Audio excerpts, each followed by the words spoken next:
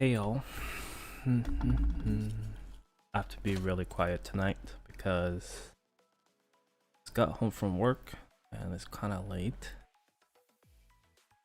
And my brother is starting his first job tomorrow, so went to sleep early. Yeah, needs to leave by like 7 o'clock in the morning or something. So gotta be quiet.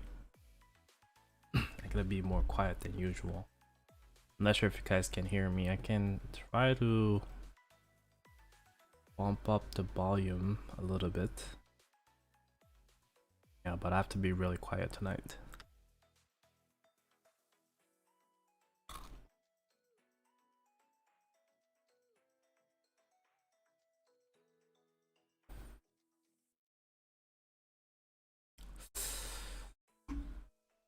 Is it too low?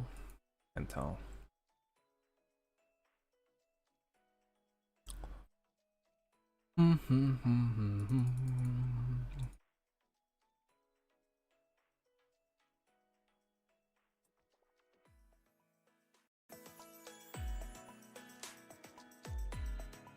Welcome back, everyone. Then past couple days had a pretty busy weekends for me, so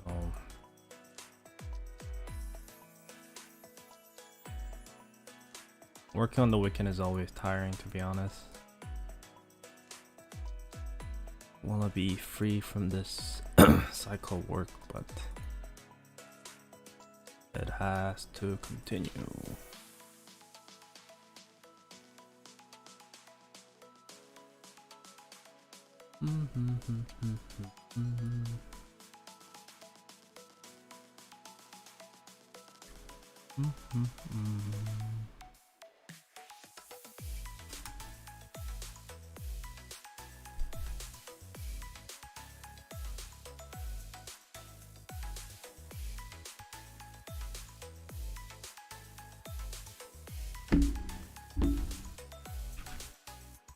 I'll probably do my Epic 7 stuff. I'll quit if I don't get the new limited banner character. That's my last straw, basically. I can't get this area.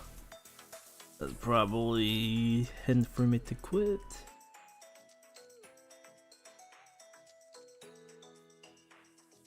Good evening.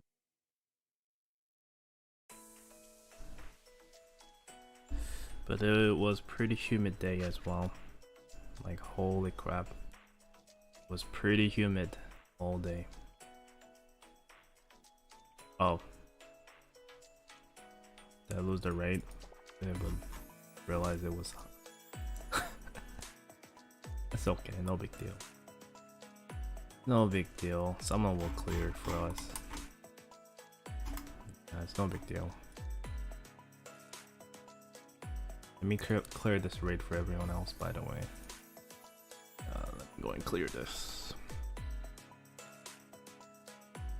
It's no big deal. Other people will end up clearing for them.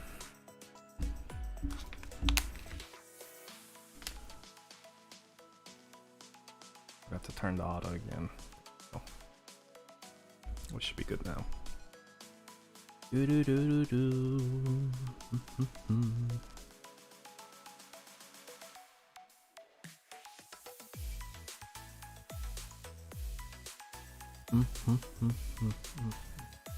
I still gotta do Honkai Impact stuff as well as Genshin Impact's daily quest. So I think I should actually go and do those first and come back to counter side after that. Hey Teddy, how are you? Try to be really quiet tonight. I don't wake up my brother who's sleeping next door. The next room.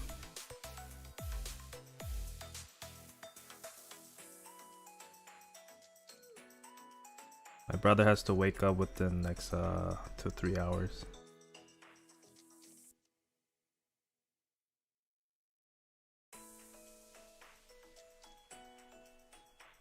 What do I think about a C-band this week? I have not looked at it yet. You gotta tell me, what is it? Can't be that bad. Can't be that bad.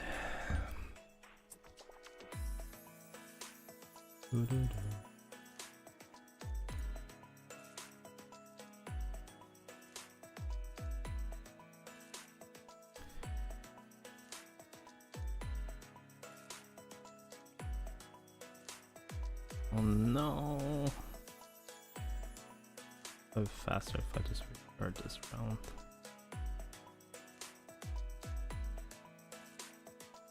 Was there a new unit that was a leaked, like a character roller breeder?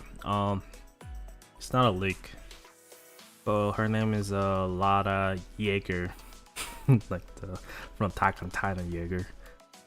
I don't know if they named it after because I'll tell you in a bit. But she's basically a delivery girl, and she was part of the April Fool's event, which was pretty funny event by the way. So she was appeared here. She was appeared within that event first. Then I guess she is releasing as a unit now, and she seems to be the part of the new summer event as well. So we'll see what kind of things she will do within this event. But yeah, I think she'll probably play some roles within this event. Unite's only banned 2. Probably a bit more tricky to use Unite banned 2 in C server if none of the snipers are banned. You removed her from the roster. Probably smart choice. Probably smart choice. Awaken Saiyan in September? Yes, most likely September. The next Awakening rotations.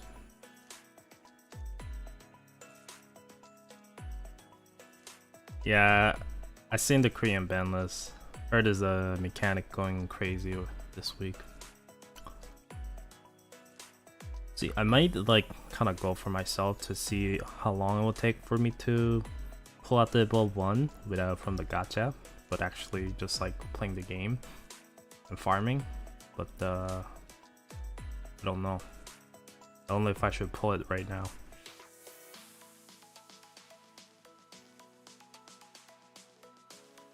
And then my game's lagging a bit. Someone must be. And my brother. Here's the thing my brother does. He always watches this like a stream or like 10-hour long session, a video before he sleeps. Like he watches like ASMR stuff. I think I told you guys about it a couple weeks ago. But those videos are in like 4K and their sound quality is like really high. So whenever he streams that as he goes to sleep, it makes the whole internet just go dog shit. And I think he's doing that right now as he sleeps. So, but that helps him sleep the best, apparently.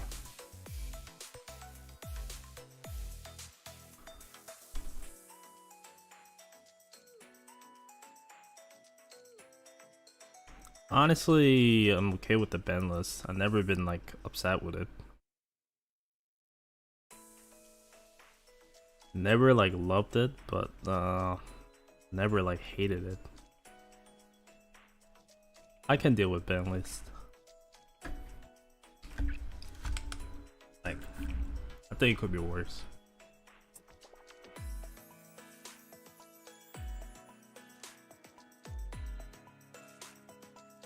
Like, I saw the video he watches as he sleeps. It's like this girl like making a jello. Like he doesn't watch for a person though. That's the thing. He just literally listens for a sound. He doesn't even look at the stream. He just listens for the sound. And like they make like this weirdest sound that this video quality affect the sound though. No, but he just lets it autoplay, so it's automatically play at 4K I think. And that video was like hours long, so.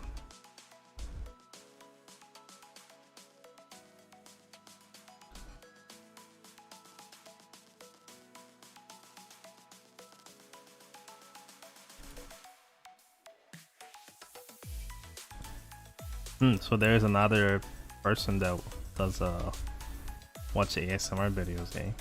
Huh. That's pretty surprising. I mean, I kind of understand the appeal and I don't. I understand the appeal, but I'm more surprised how popular it really is. That's the part that surprises me.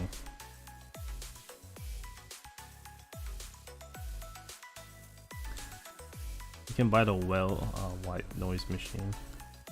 No, it's not like he has a trouble sleeping though. It's not that. He just likes to listen to that as he sleep. So it's just what he prefers. It's not like he has a sleeping problem. He definitely does not.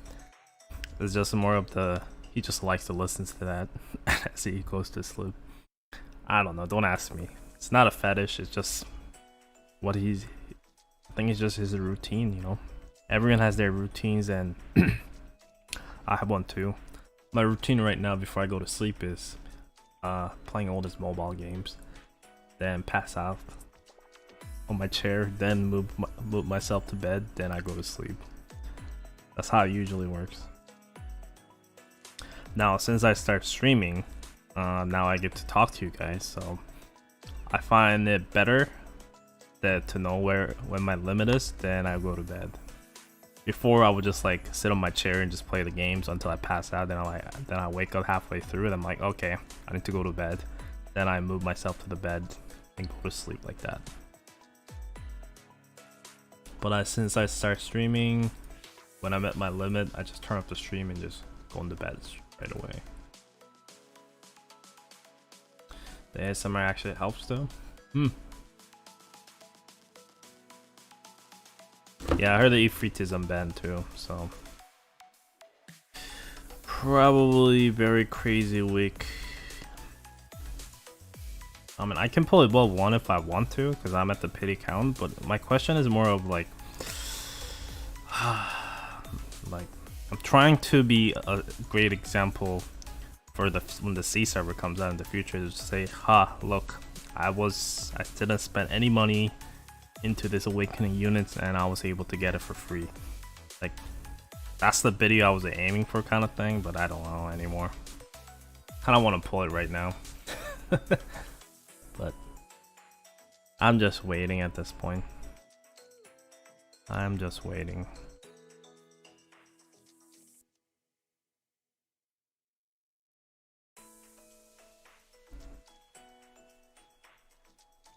I think it's harder to use a king this week because Evolve 1 is a thing.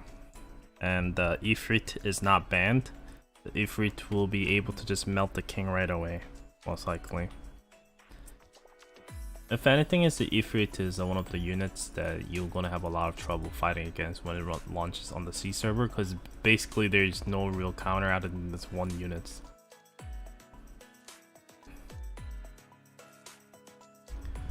Which is Nayubin, the awakened one. That's the only counter against what is it called? The Ifrit. That if they didn't max out their passive though. If they didn't max out their passive skill, then it will not give the mechanic unit the barrier. Then he could just ignore that and just keep going and attacking it. There's a little tank thing, it does so much burst DPS. It's actually insane. Whoever created that mechanic probably needs to, you know, get fired or something. Sometimes I really feel that because it's so OP. I will just say this: Ifrit could melt Evolve 1 not by himself, but Ifrit could, his DPS alone could melt the Evolve 1, and Evolve 1 is probably considered one of the tankiest units right now. It's pretty insane how strong Ifrit really is. It's also the gear that makes it possible too, but just everything combined, gears and some of the supporting units that you can use with Ifrit, it just destroys it.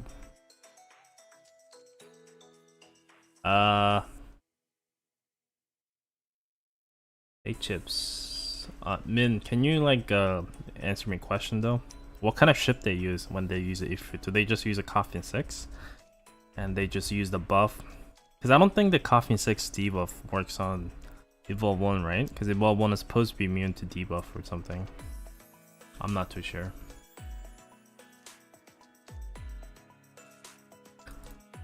I only heard that Ifrit melted ball won this week. I haven't actually seen it in footage or in actual usage yet, so.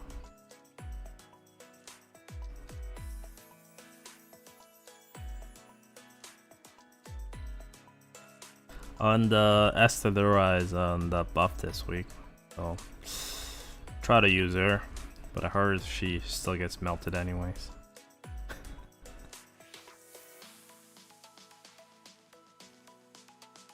Honestly, when she gets upped, that should be her normal states.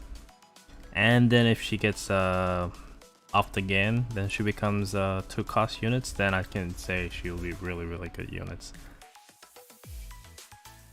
Not like that. I know they use a mission collector with it, but I'm just wondering what kind of ship they use. Do they use a New Detroit? Because New Detroit I can see it being pretty good with the Ifrit setup.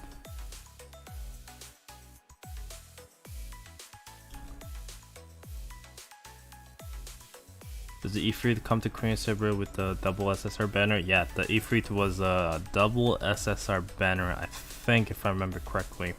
But you have to understand, back in the day, when the double SSR for banner was a thing, they did sell the. You were able to buy the gacha banner units for. Okay, let's go and show you. So, if you, oh yeah, I always get confused for the gacha. So let's say if the machine collector will, this is probably not a good example. Okay, so let's say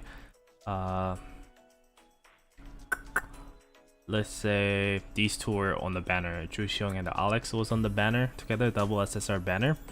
Then if you go to the shop with the task planet points, they used to sell one of those units you can buy with, like, I think it was like, it wasn't even task planet point. It was something you get from the gacha. It was kind of like task planet point, but it was something else, I think.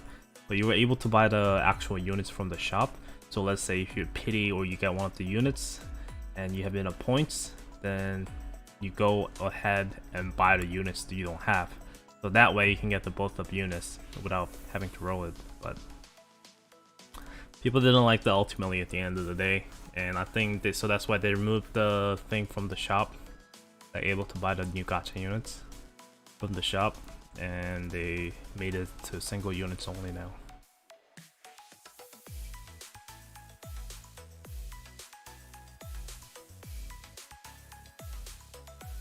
Yeah, I heard.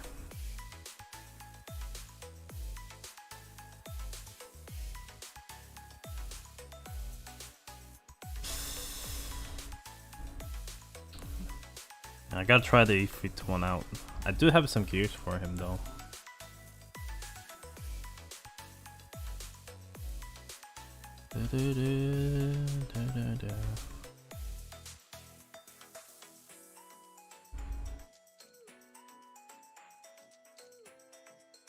Where's my units? Striker mechanic? No, not counter mechanic.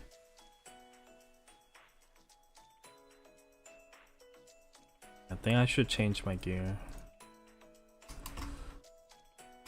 The one gear I had was,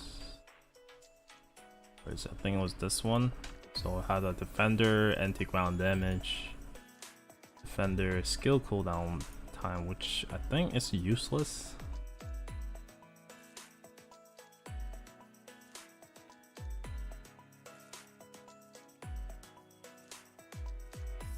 And that was a defender damage, defender damage. But that's what I used to use, I think. Let me see if I have anything else here. Not spirit. Yeah, I don't have actually. No, there's blade set here.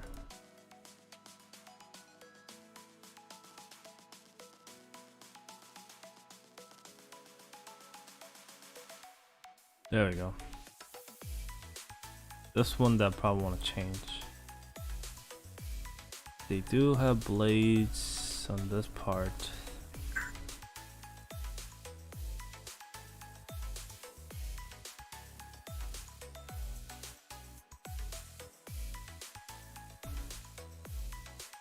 I guess the anti-ground damage resistance is pretty good.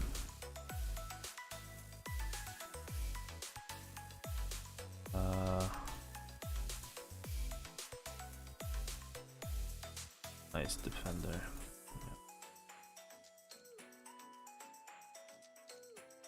Give me a second.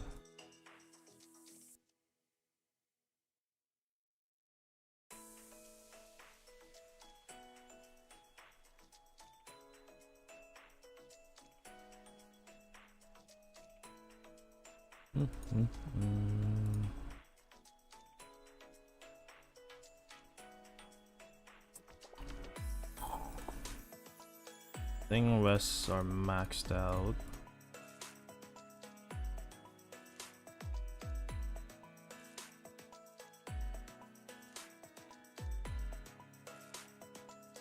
But perfect. Perfecto. So this one has 78.8 defender damage. And 44.8 anti-ground damage. Then has 14% anti-ground damage resistance and range damage resistance. So yeah, that looks pretty disgusting, to be honest with you.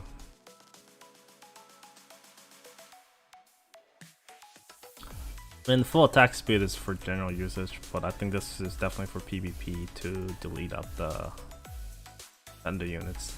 I used to use that on Nayubin too, but the reason why this thing is a big counter against Nayubin is a big counter against it is because this passive skills and yeah, when it deploys, it does a 70% barrier, and when you max it out, it goes to 100%. So it means that Nayubin does damage based off their barriers. If their barrier is at 100%, then it will kill up tank right away. Or if that's if you don't max out the skill, the barriers will be at the 70%, so it's able to survive Nayubin's passive. Then most likely it should be able to melt the Nayubin before it even does anything, or do a good damage at least. So that's why I do have the second one. I thought about actually using it, but I never ended up doing it. Yeah, but whenever this tank comes out, you probably want to get it if you care about meta, because like this thing is actually really good in PvE as well. Let me show you actually. Probably pretty fun. Probably pretty fun.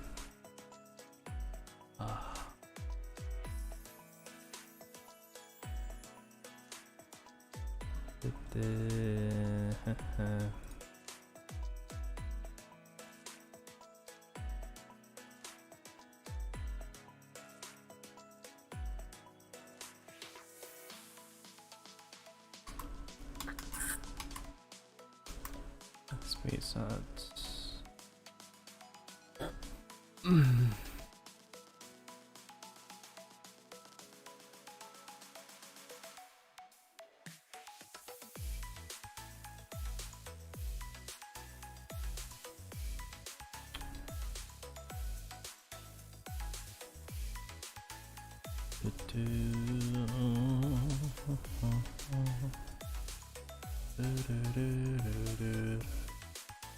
Okay, there we go.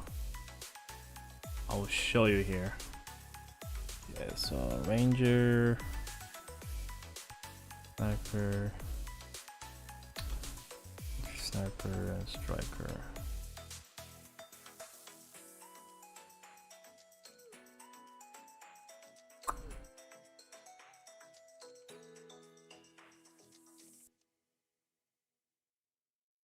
Let me change to this.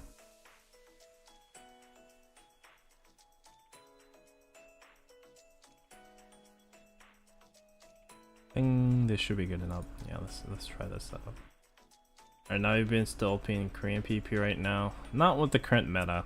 I think defenders are definitely underestimated because of the environmental, you know, with the PvP there's a global environmental attack speed buff right now. So it gives really huge advantage against the actual like DPS units, because they can pull out attack faster. Where if you were to, I guess, So before that, defender units were definitely able to tank more hits because, you know, everyone did less attacks. But everyone gets a global 20% attack speed, which is pretty insane. So once that thing is gone, maybe Niobium and other defender units could definitely try to rise up again. But with the current meta right now, it's pretty hard to use a defender class. And definitely because especially Awakened Defender, where they cost a lot of costs to deploy. And if they get melted away within a couple seconds, it's pretty hard to justify the usage of it. Evolve 1 is a little bit different because Evolve 1 is actually really tanky for what it is. Plus is able to do a lot of damage. And the amount of range she has is pretty stupid. It actually is pretty stupid. Okay, let me see if I can showcase it. Showcase her here. Yeah.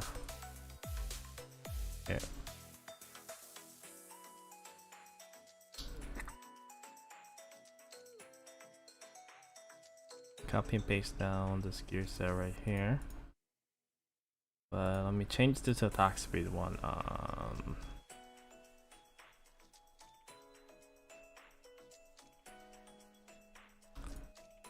Attack speed.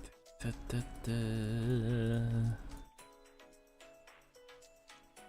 speed.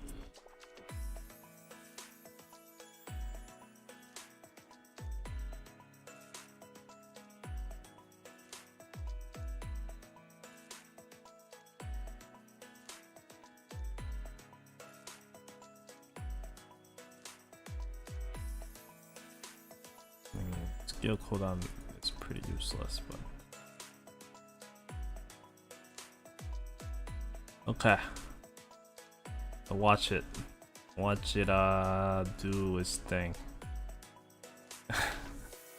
Ranger sniper, right?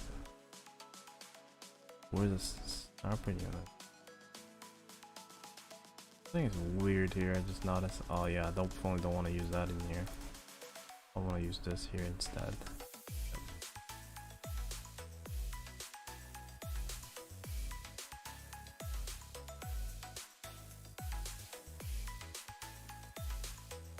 Let's see. It's going in. I don't think it's gonna be able to kill it though. We'll see. Doing a lot of damage though. Actually, seriously, it's doing a lot of damage for what it is.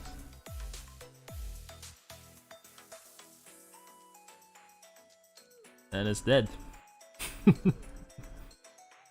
And that is Ifrit. 3 cost mechanic units that just shreds everything.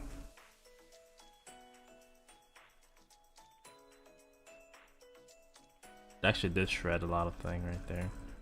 I'll let her go to my ship, by the way. And should be able to melt it before she does.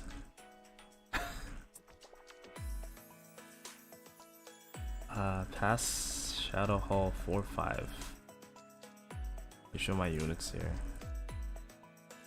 Chu did a lot of AoE damage most likely, but Ifrit was tanking hits. And doing damage. Actually, it's a DPS craft. It probably looks wrong, but against this one Isuyan here, I think it did a lot of damage. It's more fun units though, I think. I don't think it's really like meta units, but it's more of the fun aspect that makes it worth it, in my opinion. Okay,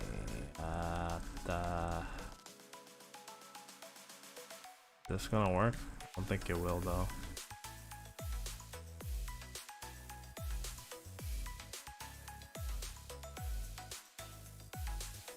No, that's his name is Overflow. The guy with the hammer. That is Overflow. The Ifrit is the tank I just showed you. Little old admin tank. Even there's a little tank, it's pretty insane. It was kind of meh before until it got buffed, but since it was been buffed a long time ago too, it was one of the first units that got buffed, and holy crap, since I got buffed, it is pretty insane units. It's always been good. I mean, it's insane units that is probably a very good example of what striker unit should be.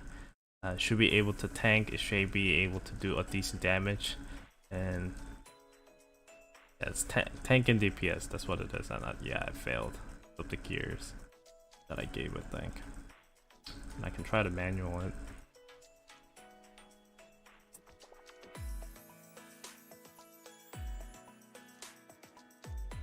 I think I failed, yeah. Let me go back to it.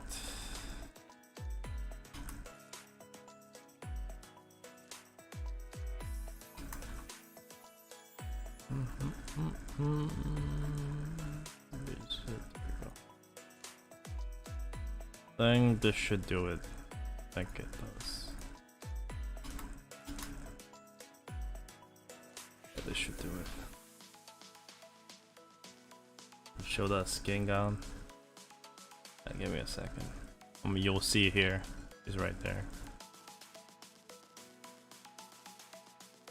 Mana.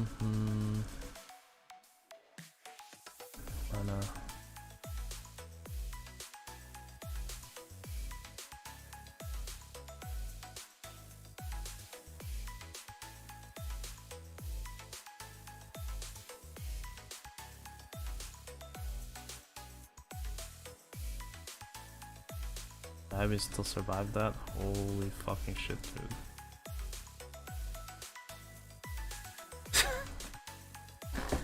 Why am I failing again? This is actually really annoying me out, to be honest with you.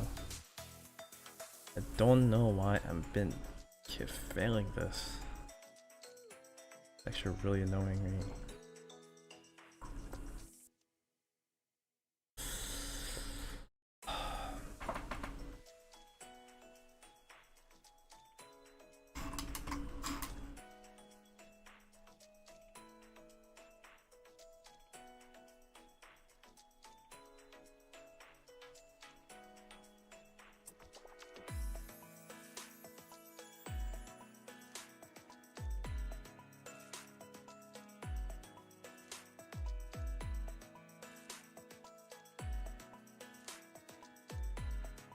I think I got it.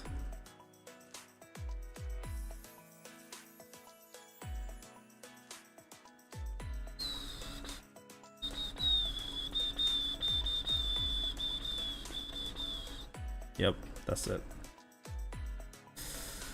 I wasn't gonna use Amy, I was trying to use some other setup, but nope, did not work out for me at the end of the day. Just gonna use Amy, like I usually do. Amy is definitely really unique within this stage for sure. It definitely helps to avoid a lot of RNG misses.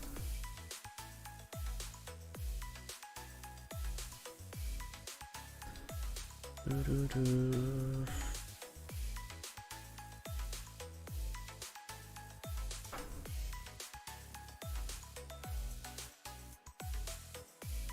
do want to use her for some other stuff in the future though.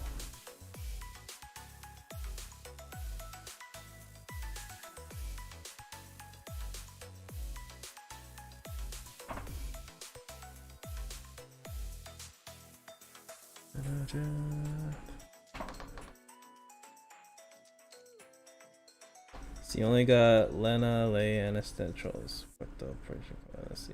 Wait. Who knows? Maybe they'll release a Sigma right away at the start. And the swimsuit update will be up on tomorrow, I think, after maintenance. Yeah, it's 24th, so yeah, it is tomorrow. After update tomorrow. So by Tuesday, you can probably expect some skin videos and other stuffs. I think I'm going for full collection this time around. I'm not too sure about that. I want to get Lin Xian for sure. I want to get one Vicaris. I do want to get one for Lily. Sigma is probably one of the units that I'm not sure if I want to get it because I'm very satisfied with her wedding skin. But we'll see. We'll see what kind of effect she has for the swimsuit skin. She has a really nice like a water-like effect. I think I'll definitely be willing to use her skin for probably my second Sigma.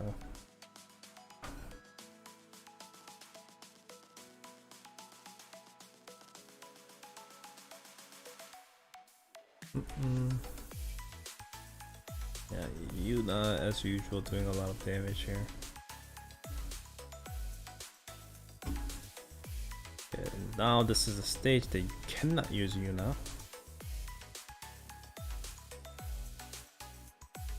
It's durable though. Very durable.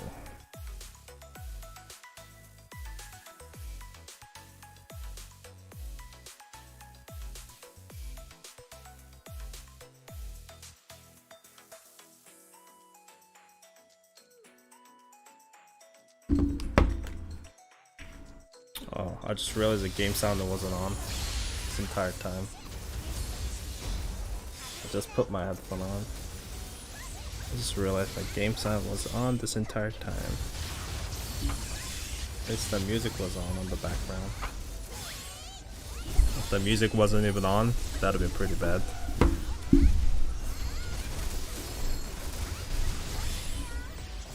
Is 8-cost not worth using? Most not likely. 8-cost is very hard to use. It really is.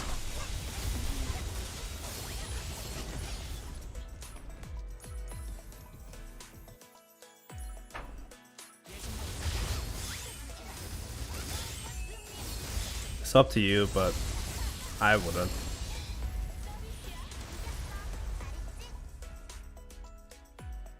I mean, Licorice is 2-cost units, so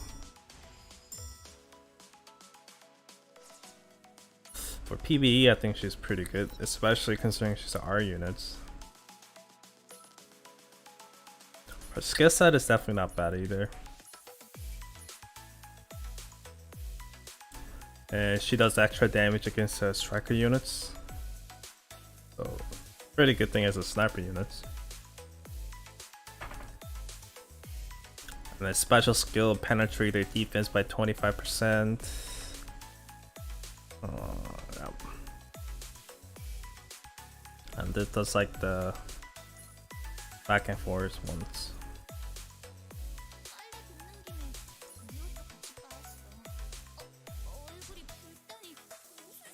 She's pretty cute, so.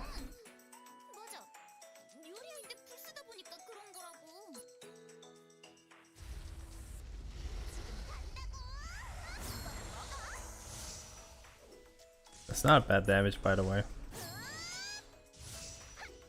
It's not crit. Yeah, that's 42,000. Not bad.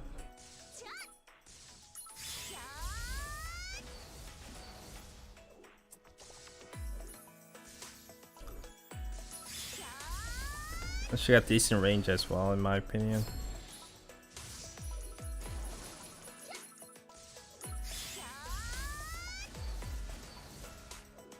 And it does knock back some small enemies. Only bad side of her, I think I would say, is that she cannot attack aerial units. Other than that, I think she's pretty decent unit for 2 costs.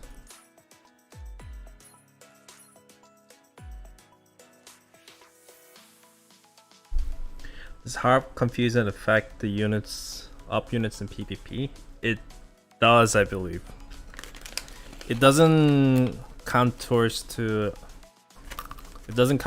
units that's set as a leader. So if it's a 3-cost units and if it's set as a leader, it doesn't count in my. I think yeah, I don't think it counts.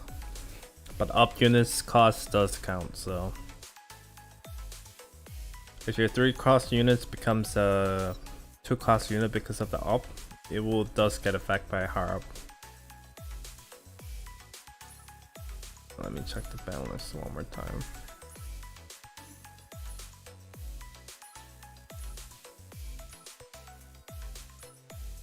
So someone like Lil Velen will definitely be affected by her, and Brownie will be as well. But she has a confusing immunity stuff with her deployment skill. So What is the best set for Harp? Most likely skill cooldown set, because you want to spam her skill the most, so you can have higher chance of confusing enemies. Can the leader twins resist Harp? Nope, they cannot, because they will be one cost unit.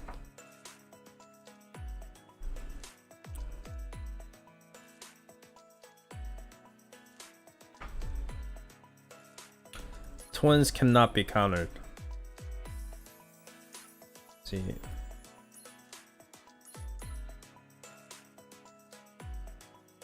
Maybe Ben, and I don't think Ben count towards to increasing costs like that, so I think Harp should be able to still be able to like confuse them, even though if they're 3 cost unit because of the ban, I think it should be able to confuse it. To be honest, I actually never done that, so don't ask me. I've been getting a lot of friends lists, by the way. I don't know why. Maybe because like the more people came back to the game with the half anniversary events. That's my best guess. That is my best guess right here.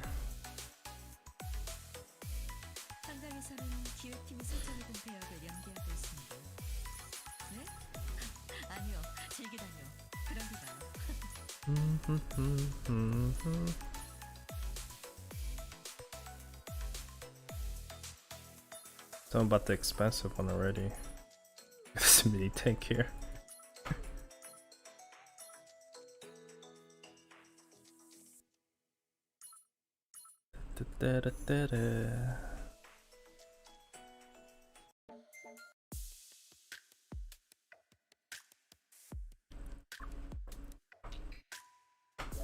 They watch your video maybe?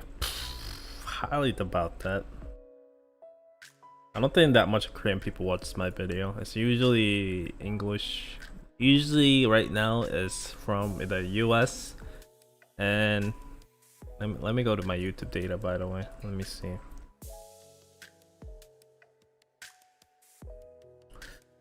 Analytics, audience, and I'll do past 90 days, which I got a lot of views.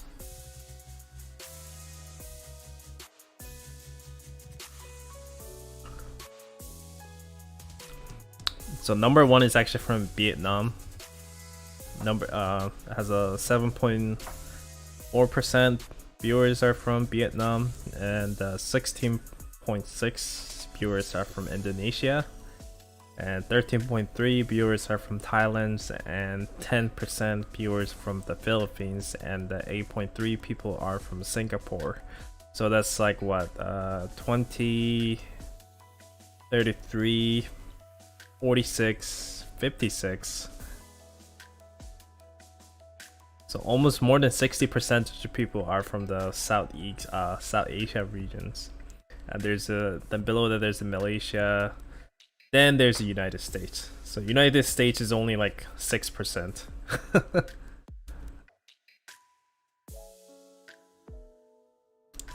Let me see Korea. Korea, is it even on the list here? It's South Korea, 0.7%. So basically none of the Korean people watch my YouTube video. It's mostly Southeast, the sea server people basically. There's some people watching my video from Germany, which is, I mean, it's still really low, but there are crowds. There's some people watching from Russia, France, United Kingdom, Japan, Hong Kong, India, Mexico, Spain, Italy, Argentina, Poland, Chile, Netherlands, I don't even know how to say this country, Ukraine and Sweden, Saudi Arabia, Turkey, Portugal, Brunei, and New Zealand, Cambodia, Peru, Laos, oh my god, Romania, Belgium, Colombia, Switzerland, United Arab Emirates. I don't even know what kind of country is that. Hungary. China has basically 0.0 viewers, but basically no one from China watches my video. And consider how big China is, that's very low percentage of people watching. Norway, Australia, and Finland. But yeah, that's a lot of different country. Maybe something use a VPN. I don't think Korean use a VPN to watch YouTube videos. I really don't think so.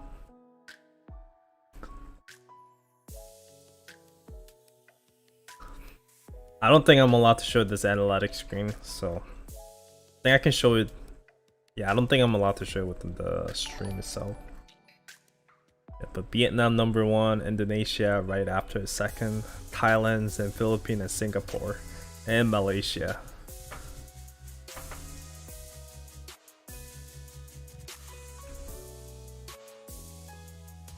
It's pretty interesting. And as the viewer age goes, the most of people who watch my videos are between age 18 to 24 years old, and the next crowd is 25 to 34 years old.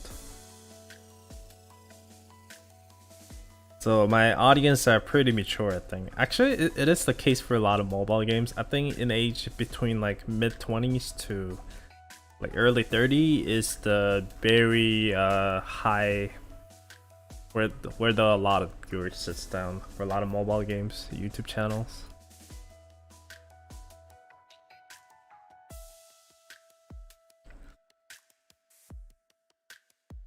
Yeah, China has their own platform too, but still doesn't change it. And holy crap, give me a second, let me clear this stupid thing from Epic 7.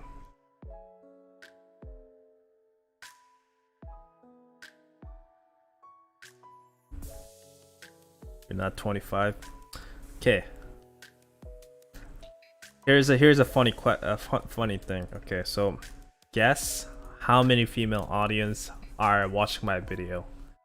So in percentage, how many percentage of people, like a female audience, do you think I have out of 100%? Like how many percentage that like how many female watches my video think? If anyone can get it right. Hey Squid. Most of the gacha communities are not mature though.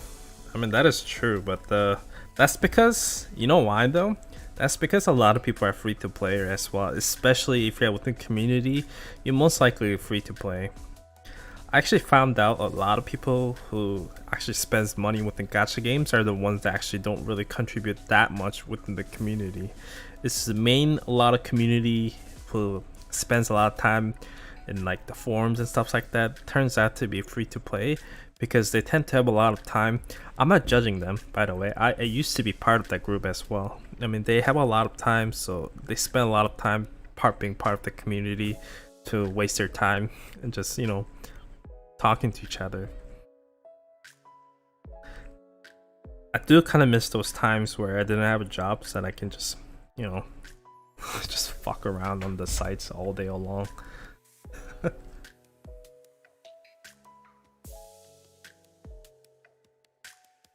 Well,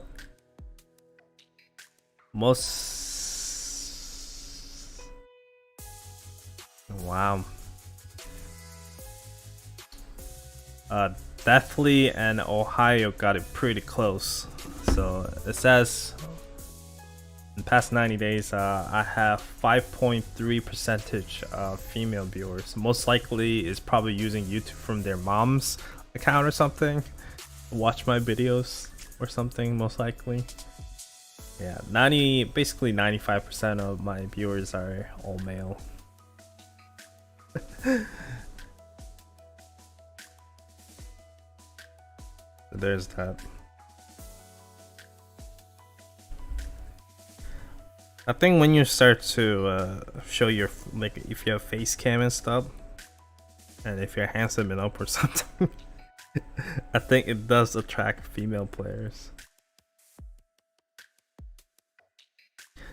And by the way, I'm actually quite surprised how many views I got from the just C server community alone. I mean, I wasn't underestimating them, but considering this, I'm covering up this game with an English main channel. I'm pretty surprised I was able to gather this many people to get to watch my videos. Cause I mean, not having their like a Fortune server is gonna be a very big deal. Not everyone's gonna try to go through change their regions for their app stores or stuff to download the game and play it, even though the game is in English. Not a lot of people are gonna go that far. Same thing as Japanese games. Not that many people are gonna go to Japanese server because it's the only server that's open to play the game. It's gonna be a very small amount of portion of people. So everything considered like that, and I'm the English main channel. I'm very surprised that it's that many people watched my video. So I'm actually wondering what's gonna happen to my channel if the global server for this eventually comes out.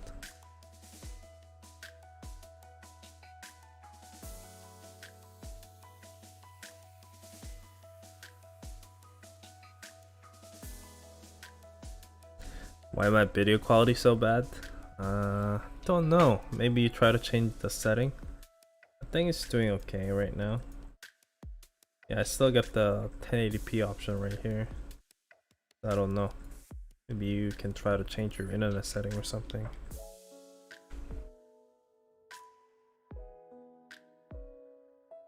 Yeah, we'll go and do stuff. I just was clearing this boss in Epic 7. Let me see what I get though. So I was able to clear Expedition finally. Yep. Let's see. I was able to get this gold transmit stone 6 times. Let's go and buy the usual thing. Let's do a Moonlight Summon. Most likely I'll get 3-star again. I lost the hope for this game when it comes to gacha. Yeah, not even purple lights. Fuck it. Yeah, I got Dories. Honestly, I think Moonlight System is just hurting the game more at this point. They should totally remove it and implementing something like the Task Planet points from counter side. Because the Moonlight System just makes you more salty than get you anywhere, basically.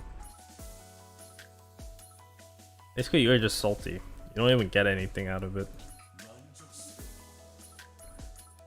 And it's not easy to get those gold transmit stones either.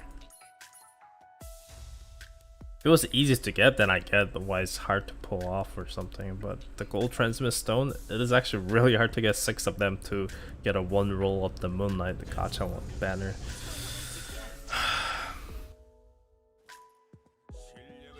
The Doris is good, Jake. I already have her at the SS, the triple SSS, so definitely don't need her.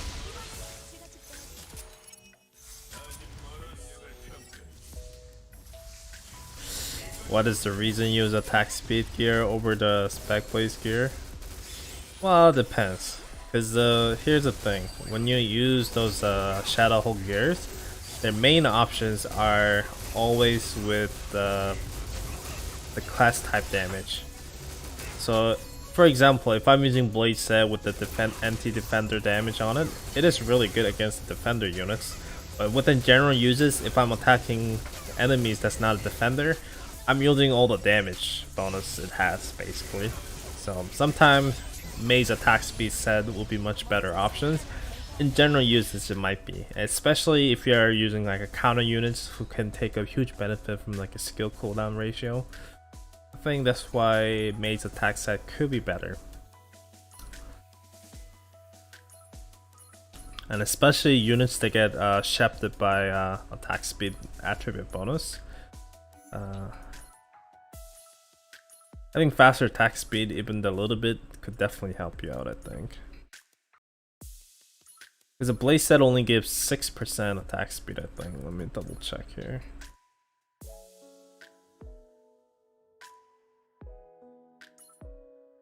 Yeah, no, I mean 16% attack speed and 8% attack speed. So 8% attack speed in terms of iframe is not that much, where the 20% does make a bit of difference. So that is more of the But that combined with the other environmental buff, Blaze said it'll be probably much better options because attack speed does lose its value after certain points.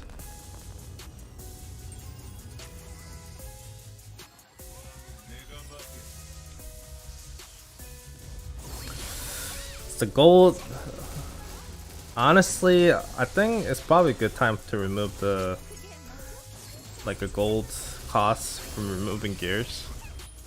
I don't know why that exists. It's such an old system, I think. Maybe it wasn't needed back in the day, but at this point in time, I don't think it really needs it. Amy wasn't doing anything there. Are the recent gift code for Korean counters any decent? It's just pretty decent. They gave away a decent amount of gems. They gave away some set binaries here and there. They gave away a couple gears, which is not that good for me, but probably good for new players.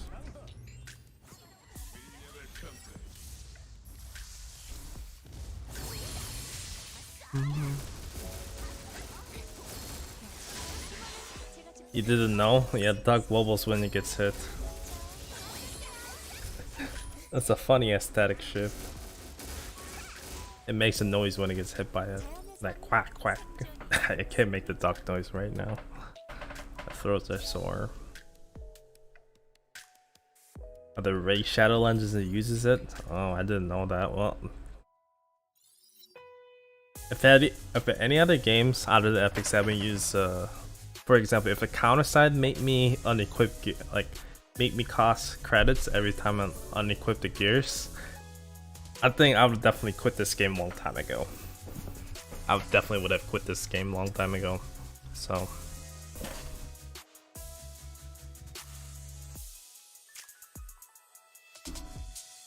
it'd have been definitely a huge barrier for me, because like that system I hated so much from the Epic 7, and if I see in other games, I'm just like, alright, cash me outside.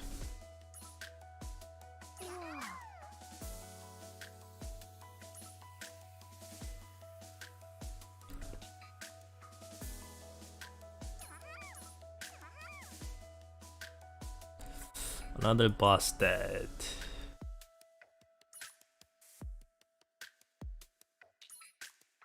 Nice. 2030 binary. Set binary here. I'll take this. Oh fuck. Did not mean to claim the Eternium. Whoops. Whoops. My Eternium filling up. Let's go and quickly spend it. Probably do the supply mission right here. Let's quickly go and spend this Eternium.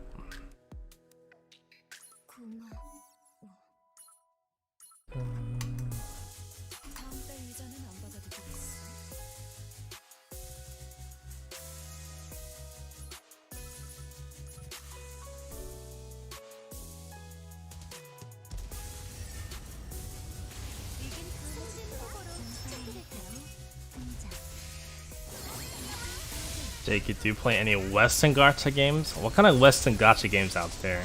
Like for mobile? The Ray Shadow Legend is there, right? Is there any other games besides that? Honestly, I do not know any other Western gacha games. I'm mostly playing Chinese and Korean gacha games.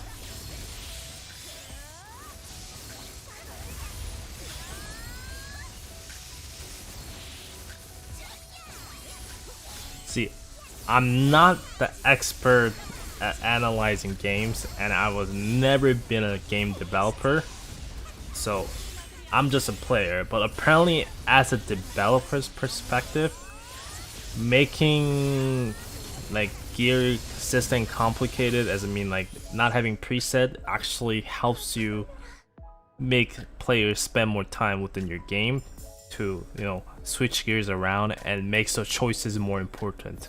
You remember the Hearthstone, that guy says, you know, you get, you know, oh, we changed this card, blah blah blah, so you gotta choose your things more. You gotta rethink about it. Every time you do something, you gotta, you know, consider this, blah blah blah. But anyways, the whole point I'm trying to say is developers do those things, kind of annoying things for the player, so that way players has to take more time and they have to just rethink again before they make a decisions. But overall, anyways, the whole reason they do this is because players will spend more time within those content, and spending more time means longer content. So for example, for counter side, if I want to switch gear, it would be click a button with the preset I have. Before that, I was spending at least like 10 minutes maybe, especially when I was doing the Shadow Hole for the first time. 10-20 minutes just to switch the gears around.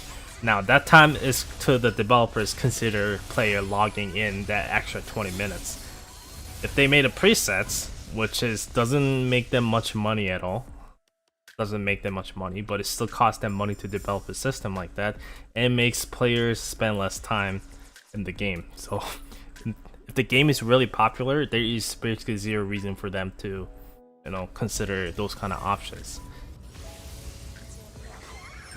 It sounds fucked up, to be honest, but it also makes a huge sense too. I'm like, as a developer, that's, you want to make sure players stay within your game long as possible and log in much hours as possible.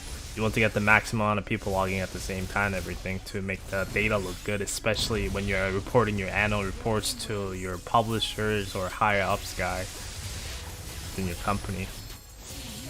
This many players has logged in this much today, this kind of thing,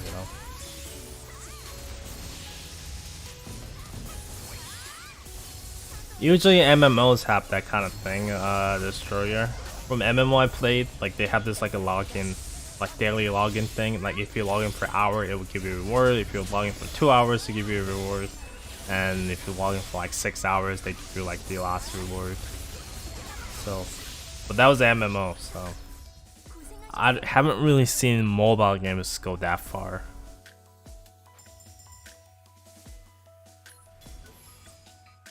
That's one of the reasons I think why Arknight doesn't have that.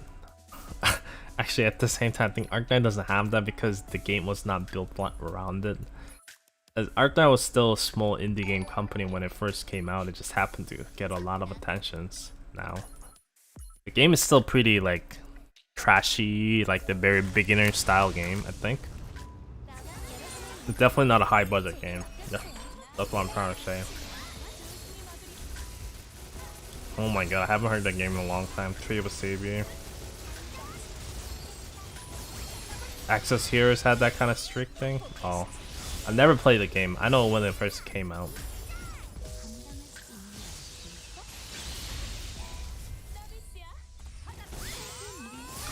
No, you definitely don't want to get that high crit damage resistance.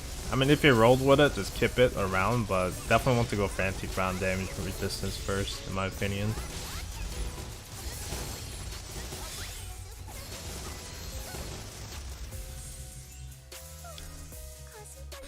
See, needing to, but the costing gold to take up gear is different level, I think. That's more of a, see, believe it or not, it's not just actually games as well, but they always do this kind of testing to push the limits.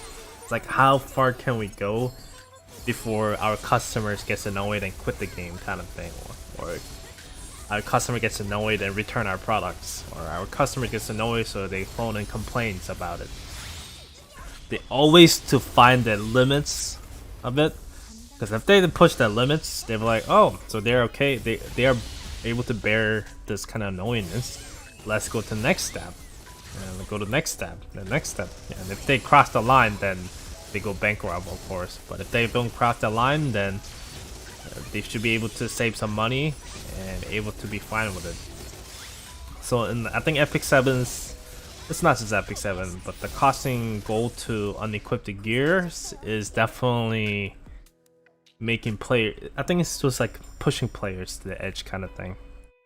Now, it's also making sure the value of the gold is higher than it is, because it means that, hey, if you want to unequip your gear, it will cost you this much gold, and you know how much that gold is valuable, and what you could be doing with that gold instead. So it's giving the mentality of the people that, yeah, it's an important thing.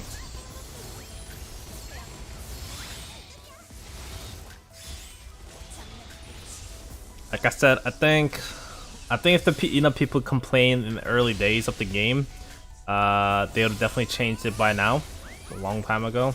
But since people just stock up, they just say whatever, they just stop caring it. So I think they're past the point where they can change it now. I think Epic 7 has very steady old time players. I think it's definitely there's way more players that's old time than new players. And old time players are probably like day one players are definitely gonna be, doesn't really care about the gold unequipped. The excuses I usually get is like, oh yeah, just wait for the events to come, blah blah blah, and stuff like that. Or they already have like, billions of gold stack up in their account because they run so much hunts and stuff. But trust me, I played Counterside for like almost 2 years, and I've never been feel like I need to buy a credit kind of situation. There was like one time maybe where I went like 70, yeah, like I went like half of what I have. There was that one time, but other than that, no, I've never really been below 100 million gold I have right here. But Epic 7, I cannot remember it. I cannot remember not like feel like I can't remember a time in Epic 7 I'm like, oh, I have enough gold. I don't think I can ever use all of it kind of feeling. Like it's just not possible in Epic 7 in my opinion. Not for me anyways.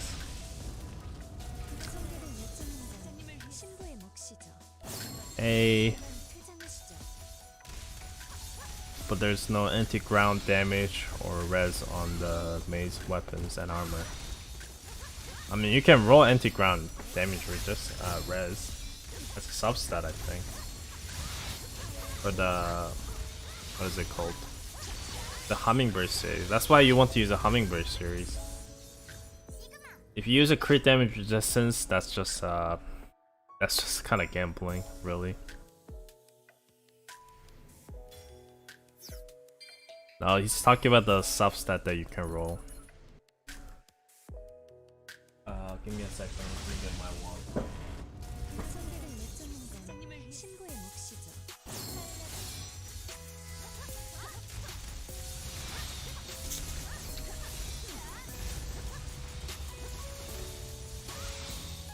Yeah, our Dio profile guy in the chat definitely, he definitely got it too. Yeah. So making sure to go from more gears. See, if the counter set only used up 4 units per party, let's say if the counter set was a turn-based game, it only needs 4 gears per squad, like 4 units per squad, and only need a gear according to those 4 units. I would have never like spent that much time grinding in this game to roll out all these gears, because I could be just, oh, there's only 4 units, I can switch out the gears stuff. Where in this game, I mean, where in other games that probably made you spend more and stuff, but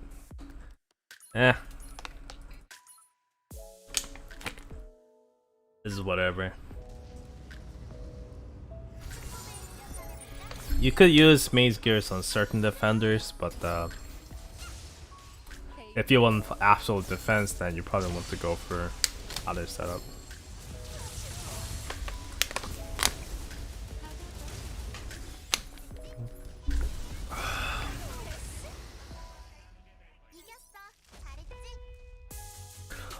Oh yeah, the Lee mentioned. Yeah, I used to actually play a decent amount of Call of Duty Online.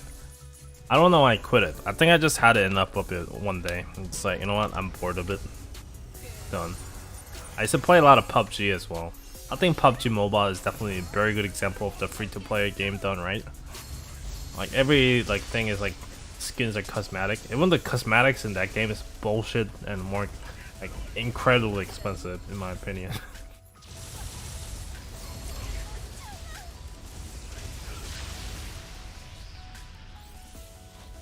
And a lot of cosmetics within PUBG I think is pretty bad. People still pay for it. Then again, can't be bad as the Ubisoft games.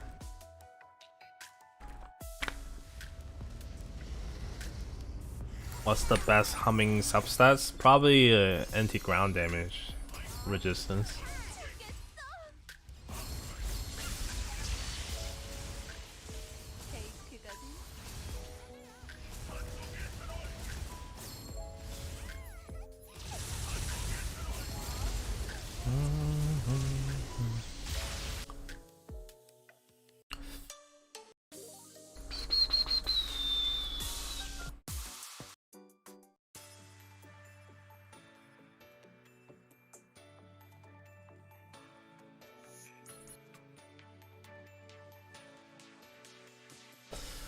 Anti-ranger damage resistance could be pretty good against PvP, especially if you're using a defender, but I don't know. I usually don't really use, like, if you don't really play PvP, like hardcore, you definitely don't really care about that. Now, when I used to be hardcore about the thing, I'll usually change. I used to change the substats of the gears depending on the week. When I was usually going for a challenge, the champion tier.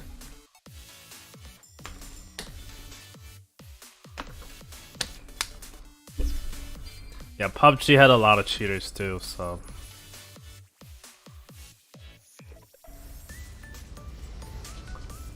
Skillhead is a good option too, but usually if you're using Hummingbird series, you want the maximum defense, I guess.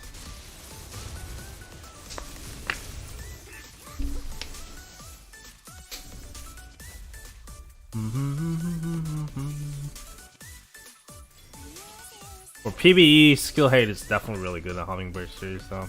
But when you go to PvP, you probably want to take the less damage as possible.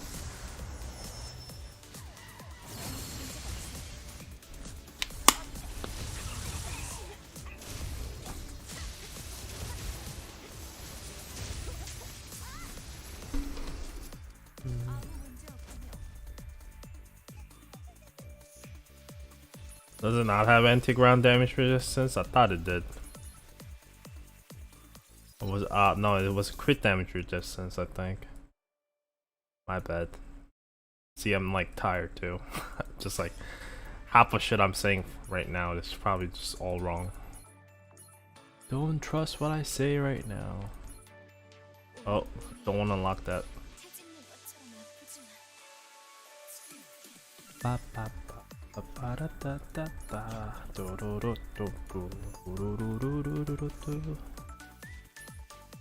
Okay, let me go and check. I mean, just watch my video. I think I was right most of the time within that video. Yeah, crit damage resistance, that's what it is. Yep. Oh. So yeah, crit damage resistance is probably the best deal.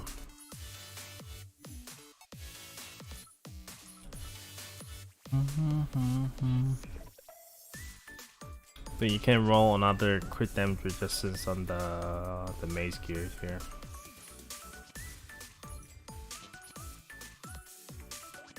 Yeah. I think aerial damage resistance is not a bad thing, but if you go crazy, ranger defense resistance might be pretty good too. But I'm not that crazy about it. I'm more a PB guy, to be honest with you, these days, so something like skill hate is what I usually go for. Anything that gives me more possible DPS against the bosses. So with the danger closed, a lot of people use skill haste as substat as well when it comes to PvE content.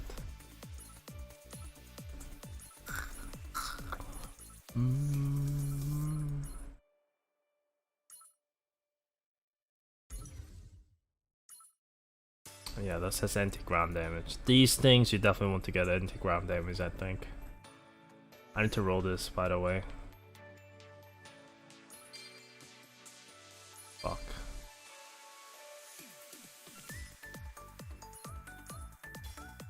Probably better than.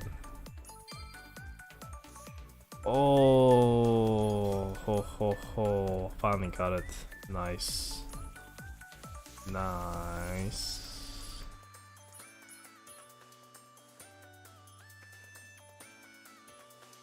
Give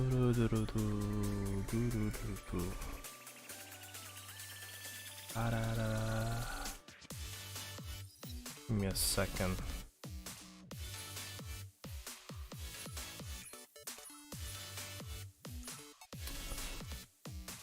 So 50% crit damage resistance. And the 35. And take ground damage 29% for. Oh, that's because the weapon has skill haste on it. I think if I change this to anti-ground, I mean instead of skill haste, pretty good. But I think she can definitely take this. I think this will be pretty good. This should be pretty good. Like, here's the thing too. Unless you're like mega ultra whale, if I want to just stick with okay options, like having crit, like having skill haste won't kill you. If you're ultra mega whales, I'm like, yes, go for it. Just do whatever you want, kind of thing. But if you're not ultra mega whales, just try to be satisfied with what you have. Maybe, I don't know. I always tell people that too. Just try to be satisfied with what you got. Don't try to cross the line. When you start to cross the line, that's when you get unhappy in your life.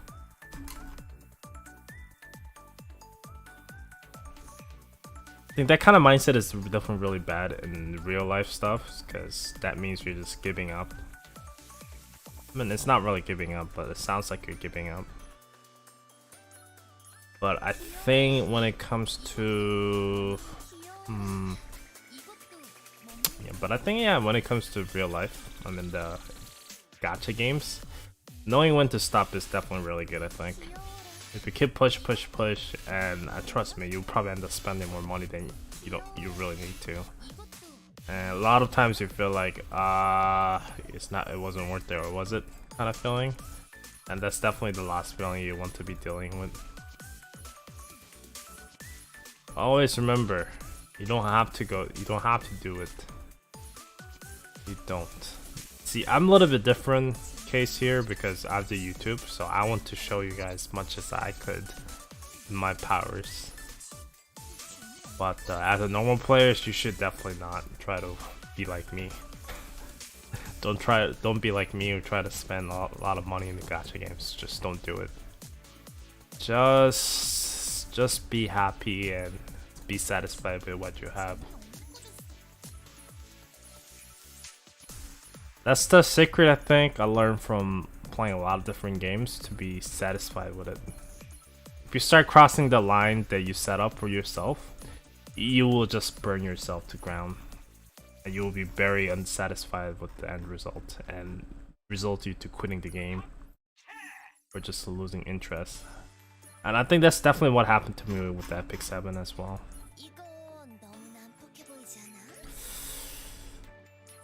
Cause like, I think I definitely got unsatisfied with Epic 7 because I had a higher expectation than I should have not have. Which is kind of weird because I just spent a lot of money in the game, so it's kind of normal to have a higher expectation, but I should have not spent that money in the first place. Because if I look at it now, it was definitely not necessary money needs to be spent. It was mostly impulse that I spent that money, and you know, as the time went on, it definitely really was unsatisfying.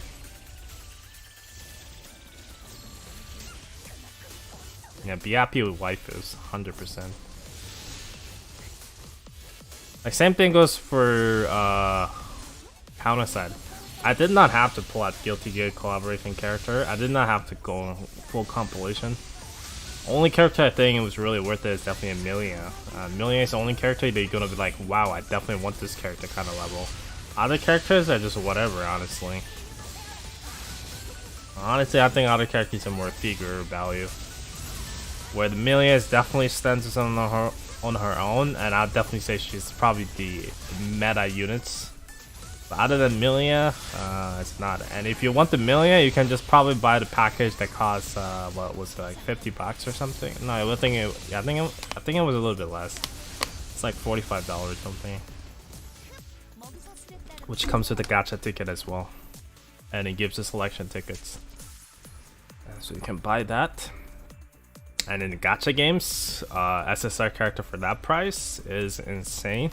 It's a selection ticket, and you buy that and you dip out. That's it. That's the only thing you really need from the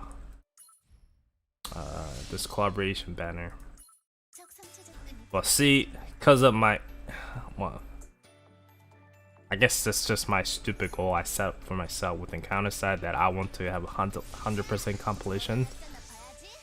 So that's the reason why I pulled it mainly. If I was a normal player who doesn't really do YouTube, and 100% I would consider again a bit, be like, I definitely don't need to get like this units.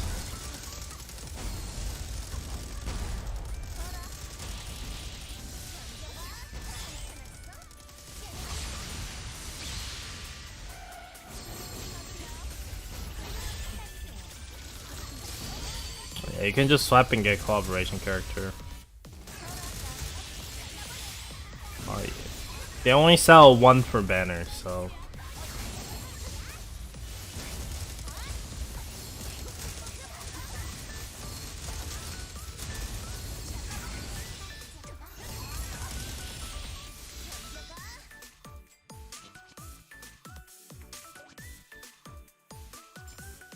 That's probably enough.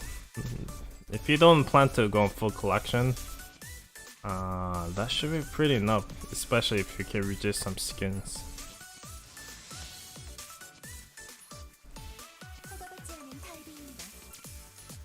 Like I said, I spent these pretty decent amount of money in this game, but like none of those would have been like necessary.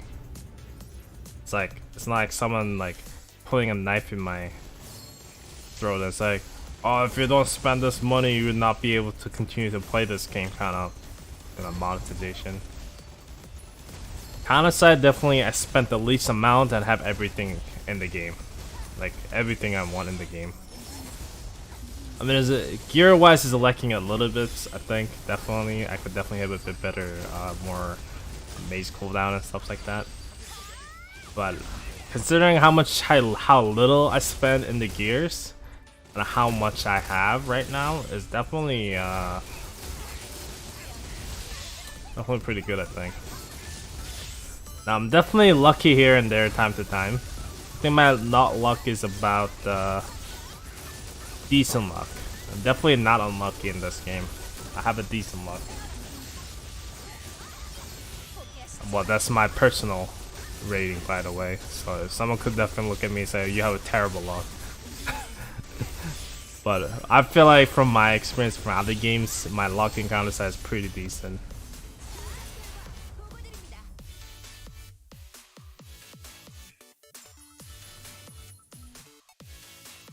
Blame Genshin for gacha addiction. Pretty good place to blame. Another thing, the Counterside has definitely made me spend less money than I should have. Well, definitely gonna be spending less than you will, because of all the free stuff they give you. The amount of free pulls this game give you is actually pretty insane. You're probably not gonna find a game out there that gives this much free pulls. Maybe Grand Blue Fantasy, maybe that game. But out of the game, I don't think that game is probably pretty unheard of when they give you this much free stuff. Like, look at how much shit they're giving away in Genshin for the first anniversary event. That enough said right there. And just look how much Counterside is giving away for the 1.5 half anniversary. It's an insane difference. It really is. Now Genshin can't do that because they still make a lot of money regardless if they give away or not.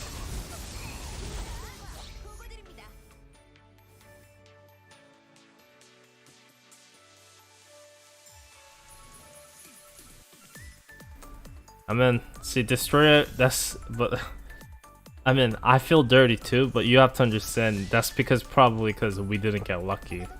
If you spend money in Epic 7, if you get lucky, it's probably one of those games you feel like you're in heaven. You feel like you're like the god, dude, like, oh, I only spend this much, I have all these characters.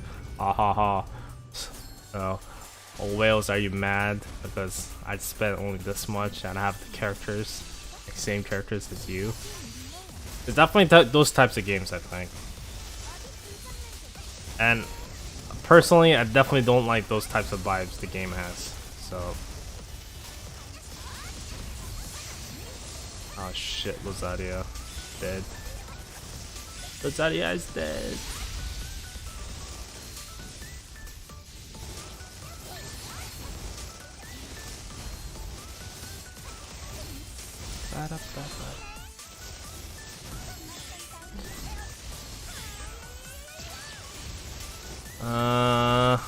A bit hardcore PvP, probably.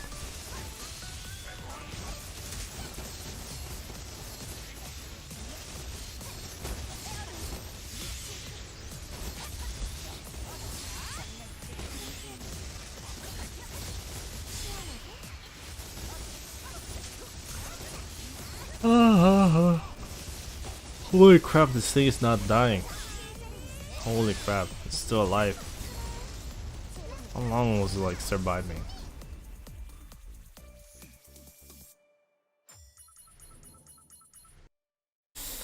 The Honkai Impact's a little bit different, so.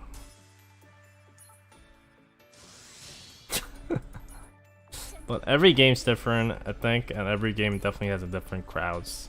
And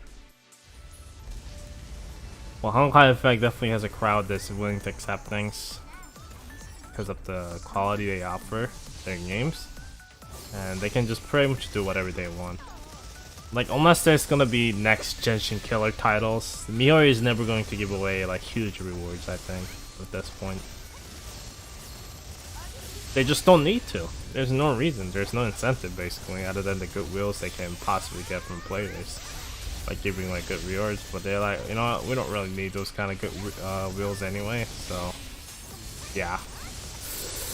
Yeah, well, you know about the good wheels. Yeah, we don't really need it, so yeah.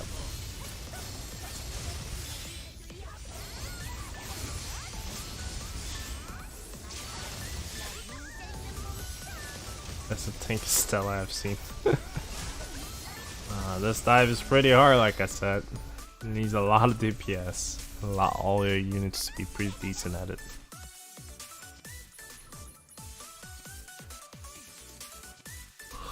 Oh, counter damage, I'll take that.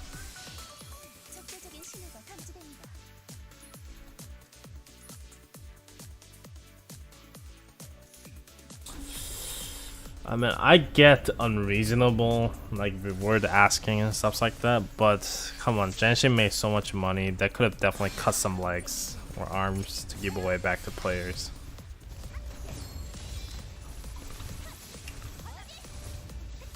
It's no secret they made billions of dollars. They could give away some back. You know, I'll be happy with it. But they won't. But they don't need to. That's the only reason they don't need to.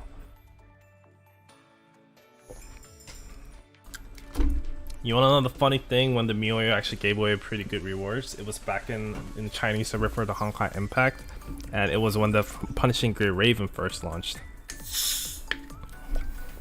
And the Punishing Gray Raven was doing pretty well. It was actually making more money than Honkai Impact at one point after launch. I mean, yeah, you gotta consider launch for the game is always the time where you're gonna make the most amount of money. But the Honkai Impact was losing against the Punishing Gray Raven, so they're like, oh my god, this game is destroying our game in terms of revenue, so we have to do something. So that was probably only the first time they actually, you know, went ahead and started getting good rewards for it. And since then, yeah, never again. But they realized, oh yeah, Punishing Gray Raven is not our competition.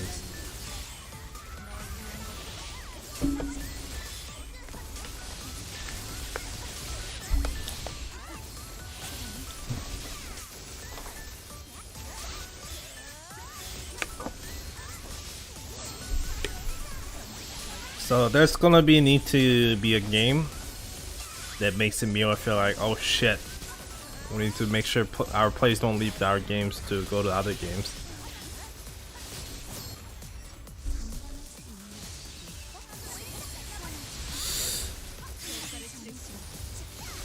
I don't really think so. No, the Punishing Gray Raven crossover with the Honkai Impact was pretty... It was introduced way before the Punishing Gray Raven launched anyway. If anything, Inazuma update after Punishing Gray Raven launching is probably the one that killed it.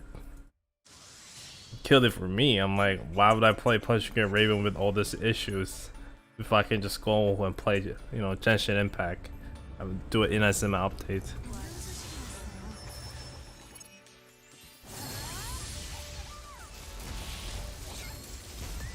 Mir's probably laughing up their ass with how they shot themselves in the foot with the global server. They're like, haha, this is retards. And a shame, to be honest, because the more competition is better. It always is, but I guess they were just greedy, so they lost the competition. Greed is bad, guys. Greed is bad. Greed is always bad. It burns you out at the end of the day.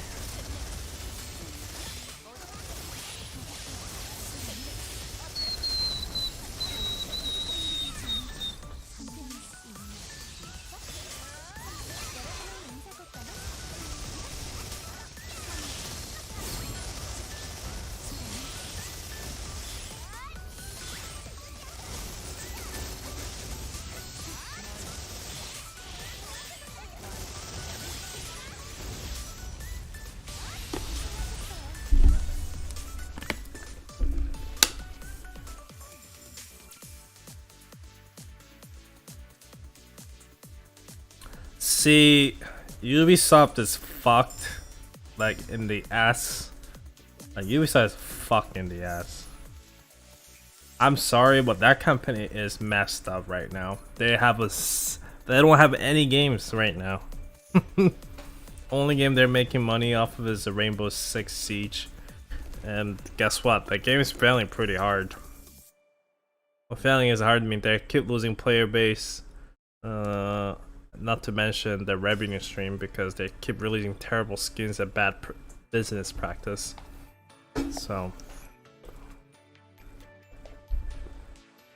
and for God's sake, Ubisoft released XP boosters in a single player RPG game. Like, what the fuck is that? Like, seriously, is that fucking insane or not?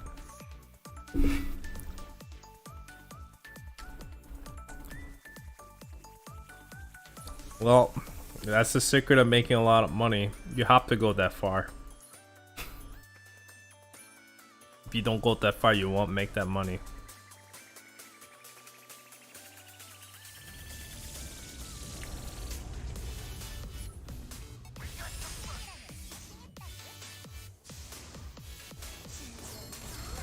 I think only company that's been doing pretty well in mobile games is definitely Activision, because they partnered with the Tencent. Because Tencent definitely knows make alright mobile games with the studios they have. I don't really like their games, but their games make a lot of money, so some of their games makes a lot of money.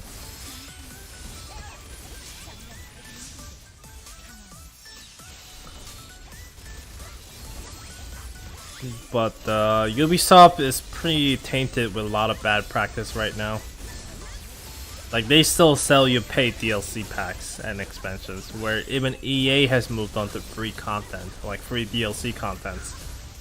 Where the Ubisoft still stuck in all like $20, $30 for expansion packs or DLCs. Like, come on. Now, it sounds like a hypocrite. It really is, coming from someone who's playing gacha games to add a single new character. It is really ironic, and I know it's messed up, but that's what I'm signed up for.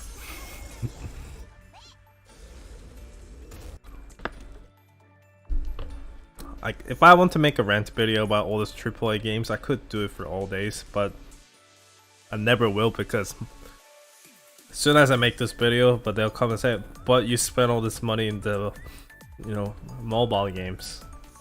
Then yeah, then all my argument, not argument, but all my statements just becomes a huge hypocrites. Like, yeah, which I agree with. I'm like, yep, I got no right to say about anything about this AAA games monetizations, because I'm playing on stupid gacha games to pull the waifus. But if it's not a waifu, I'm not interested in it, honestly. Never was interested in skins in Call of Duty. The guns, never been interested in like what is it called? Like PUBG's like skins either. Maybe in MMOs.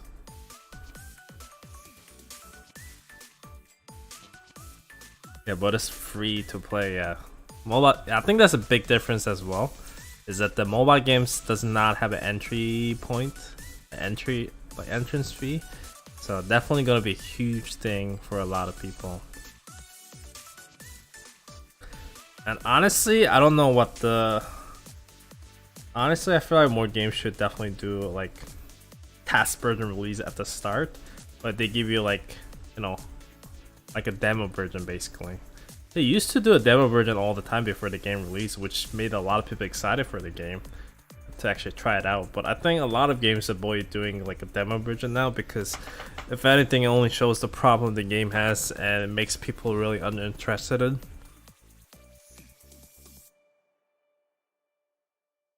Thank you.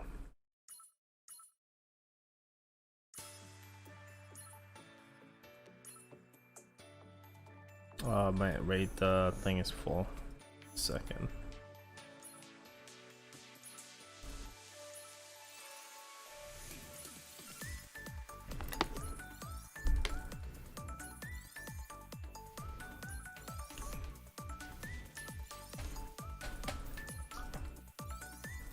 Thought I'll just spend subscription on black tickets and counter side. I ended up buying a lot of skins more than the black tickets. Oh yeah, I recently hit the 100k info.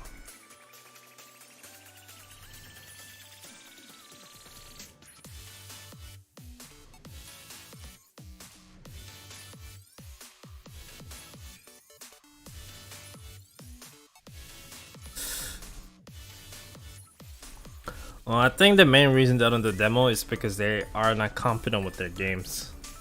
I honestly believe that's the case, because a lot of demos I played are like, usually the games that still does a demo, I think they're actually pretty decent enough. I think Nioh 2 was definitely pretty decent demo, and that demo definitely made me want to buy the game. And I think most of games these days that have a confident enough to release the demo definitely think, you know, oh yeah, we're confident with our game kind of thing. Like that's what it is. So by releasing demo, they're saying, oh yeah, we're confident of our game. You know, we're releasing this demo to make sure, you know, we're confident of our game. Same thing goes for Resident Evil, like the 2 demo. They're like, oh yeah, we're confident with our game, so here's our, you know, limited access to our demos and have fun. Same goes for Monster Hunter. They're like, yep, try out, you know, our demos and try our games, blah blah blah. Same thing. But well, Capcom is probably one of the only company that still does that. So it's more of the company's policy or what they believe in that keep giving demos. But I think a lot of companies, especially Western studios, are definitely very scared of releasing demos.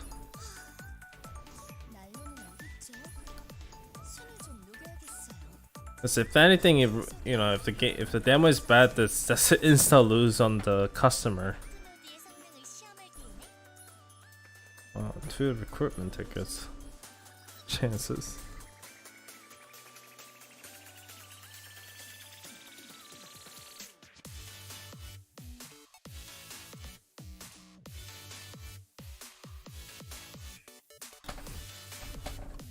But yeah, there are still some bad company that does a demo. I think Bandai Namco should stop releasing demo, because their demos only drives away people.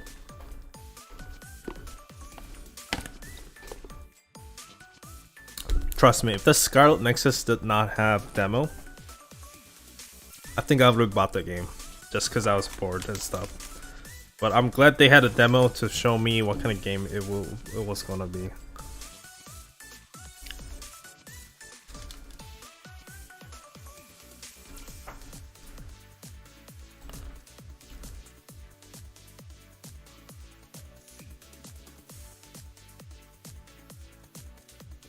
Uh, 23 minutes.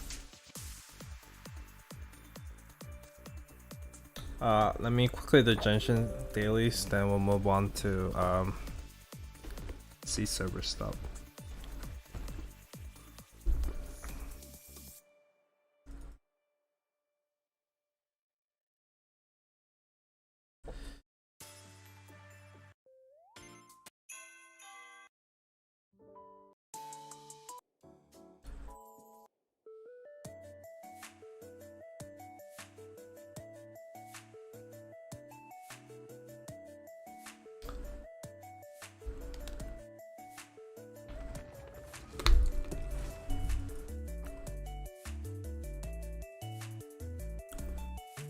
Yeah, I heard the story was pretty bland as you go towards the end.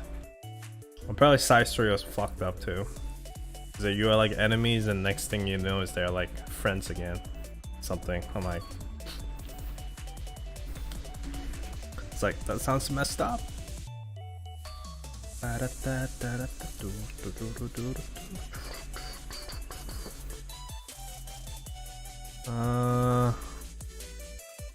Yeah, let me drain my resin first.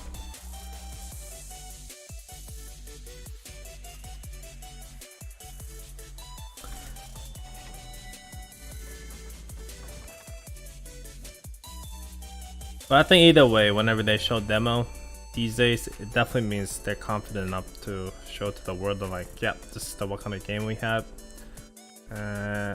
Might not like it, but that's what it is, so suck it, boys. Suck it. Suck it. If you don't like it, don't buy it.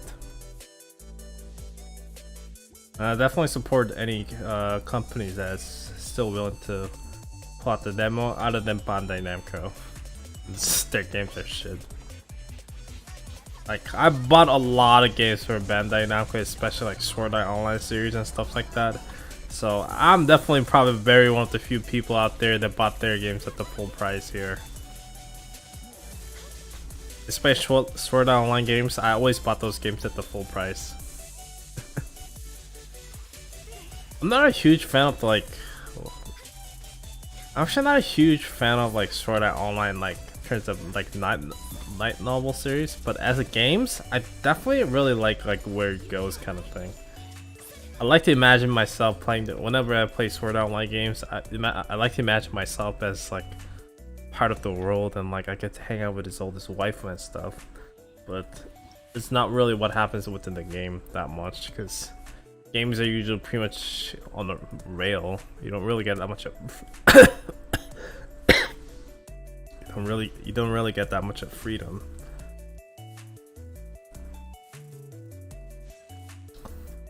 See, Cyberpunk is different. They never really had a public demo, if I remember correctly, right?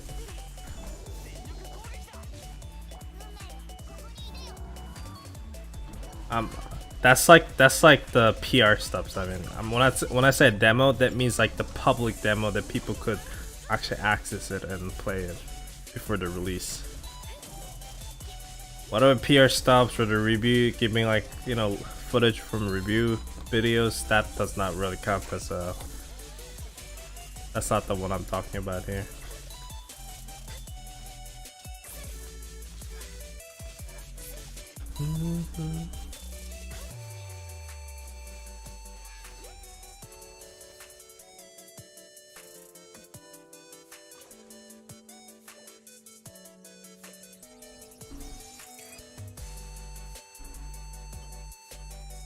If you don't have balls to release a demo to public,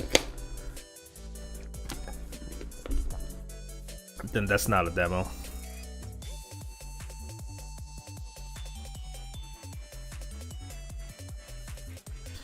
Do you still buy the Eternium Daily? Only when the event is around. but not really. I think if the current the gear farming event was good with if the gears I'm farming right now with the Korean server from this event, if the gears are good, then I will probably start buying Eterniums, run a little bit more or much as possible. But the gears are pretty trash, so I'm not really interested in it basically.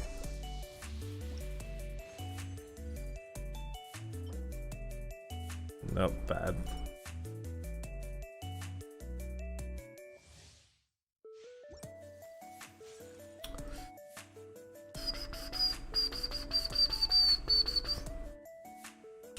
So we're gonna start playing copyrighted music because I'm about to fall asleep here. But I've been listening to this music. Yeah, I was listening to this song when I was on my way home. Definitely made me cry a little bit.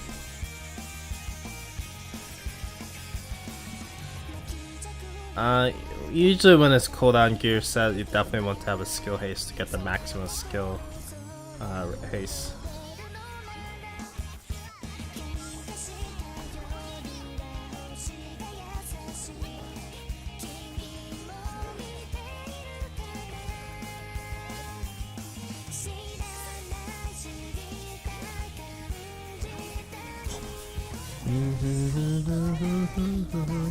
The song is really old too, by the way.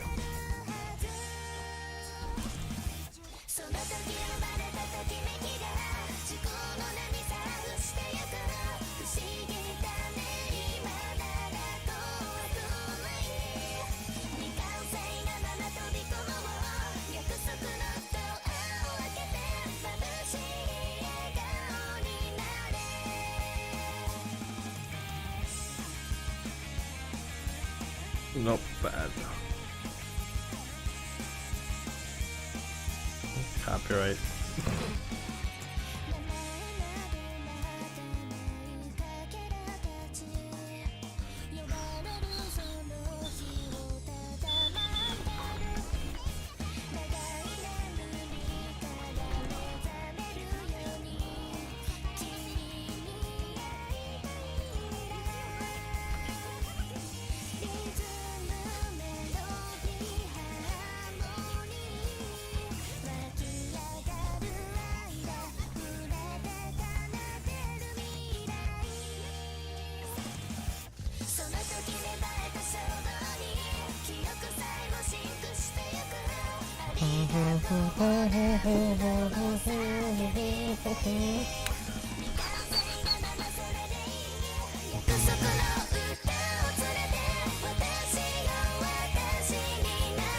God damn it, all those trash artifacts. Kill me! Oh, sorry. I just realized you guys weren't seeing my gameplay right there. Derp.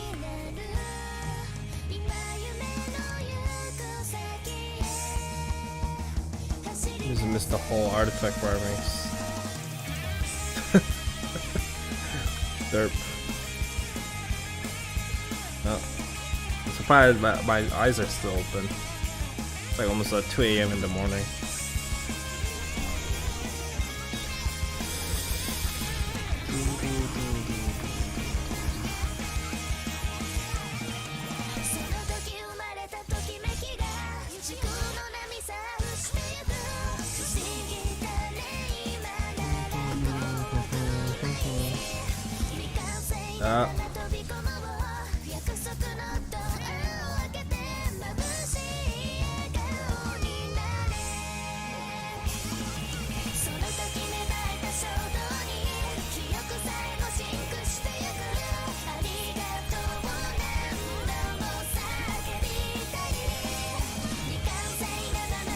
Ow.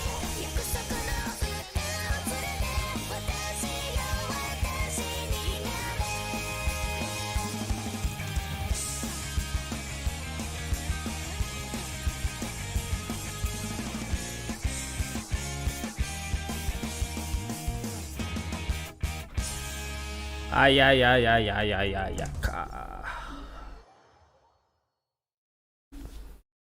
Nope, no luck. Another day, no luck. I just gotta go and do this stupid daily.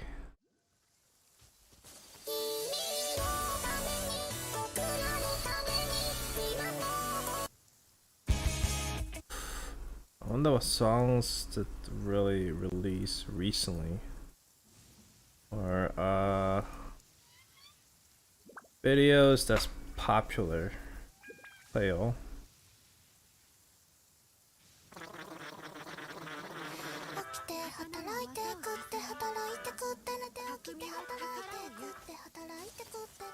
She definitely has pretty good voice that I dig.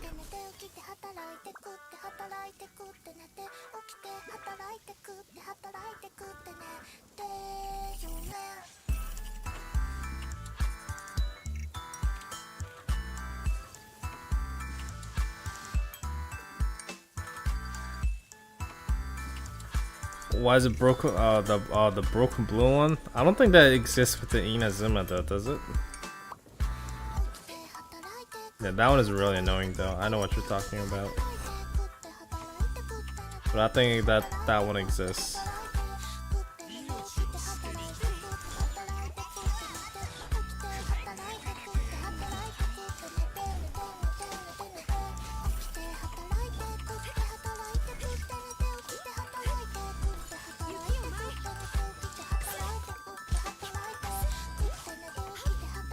Okay, there you go. Eat it.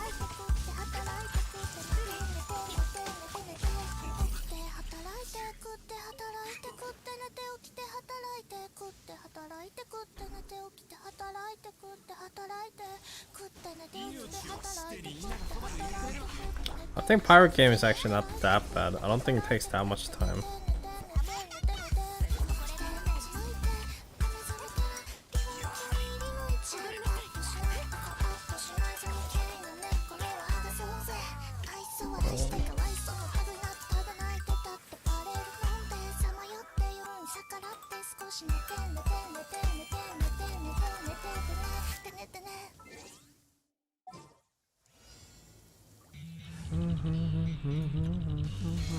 There we go. Get over here, you little fat ass. Style it.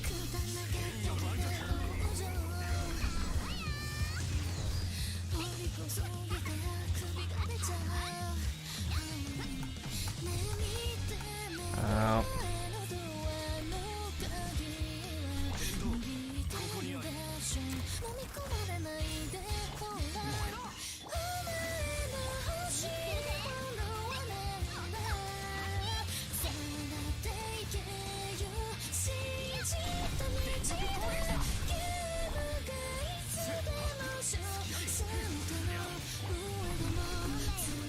Why is it not dying? Seriously.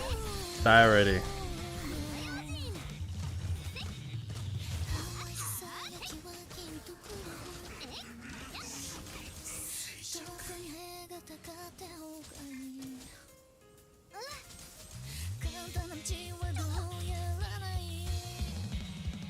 Seriously?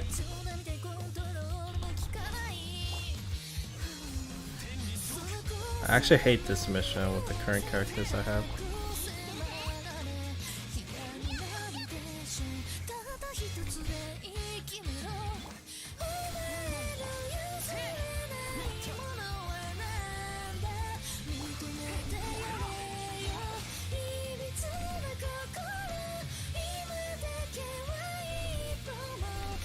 Like seriously, look at this fucking bullshit.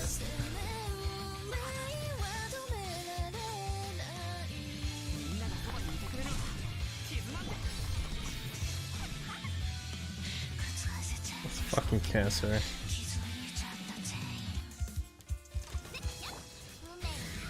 Well, for the friendship points, I will do anything.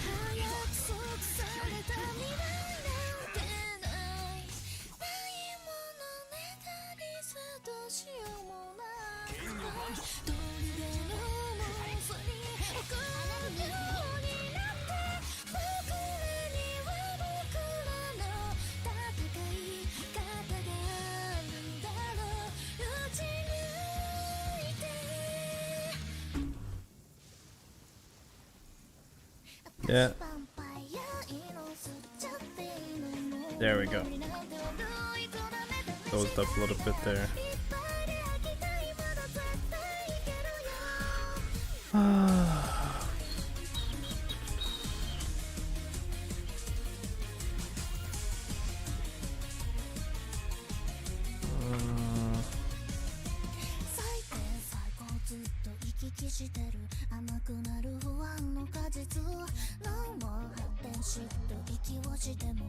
Not a sticky man. I always go in for a fight. Should I use the clay there?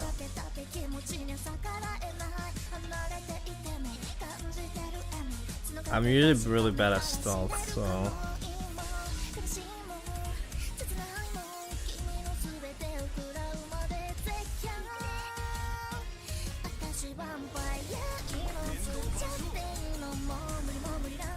ooh, decent damage.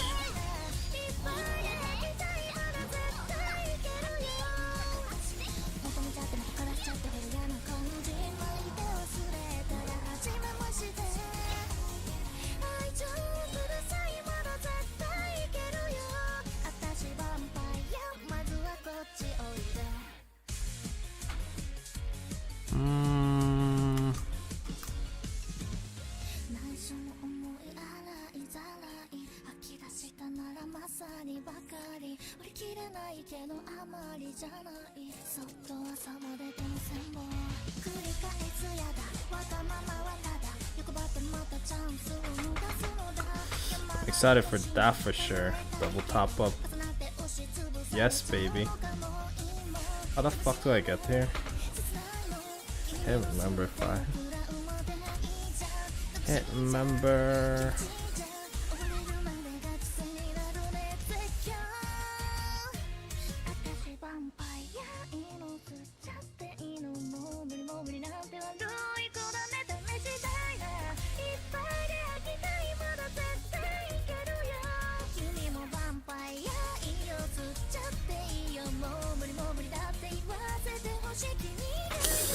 Yeah, definitely should use How a little bit more. I don't know why I stopped using it.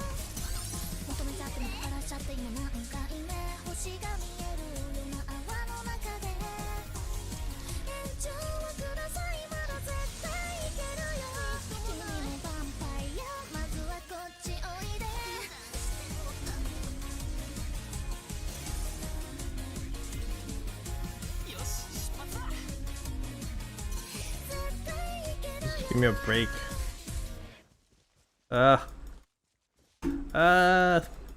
You recommended playing Blue Archive? I just found this some days ago.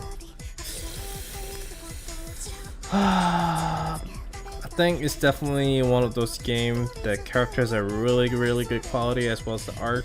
I think everything about the game is pretty good when it comes to character design and everything, but the gacha ruins the game. So I think it's a very good game to just, you know, look up the fan art, enjoy for what it is, instead of you try to actually play it yourself. That way, then most likely you're gonna get kind of disappointed.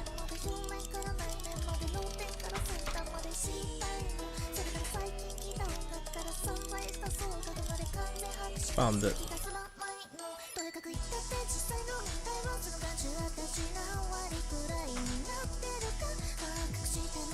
Okay, 50 J1 and 5 I don't even know what I'm talking about.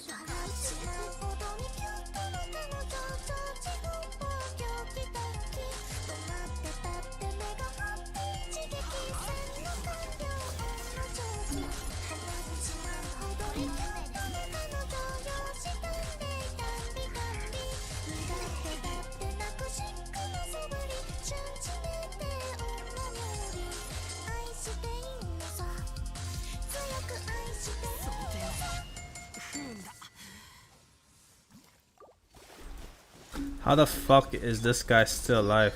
Seriously.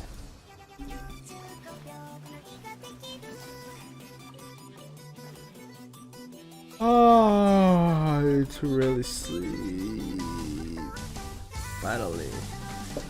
And the quest is done.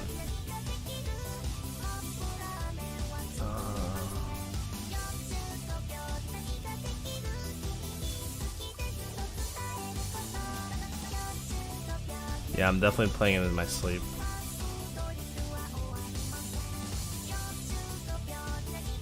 How did you know?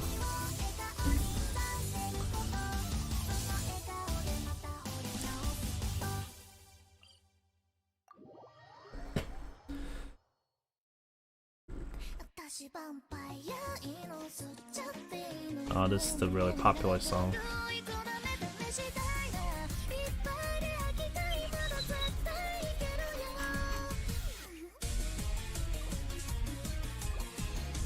Popular song, but never really liked it.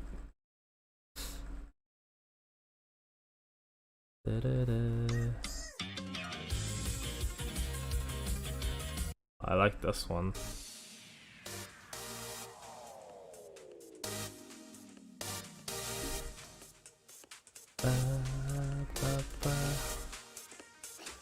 You know that point when you must go to the bed and close your eyes and you will never recover? Yeah. But sometime when I like lie down in the bed, actually not sometime, a lot of time, I'm actually more awake than I would be when I'm sitting in the desk. I end up just being on my phone for a bit, then I pass out.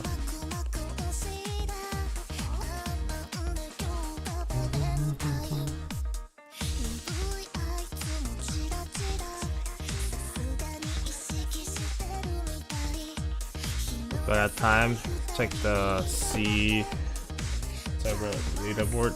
Yeah, I will do. I will do.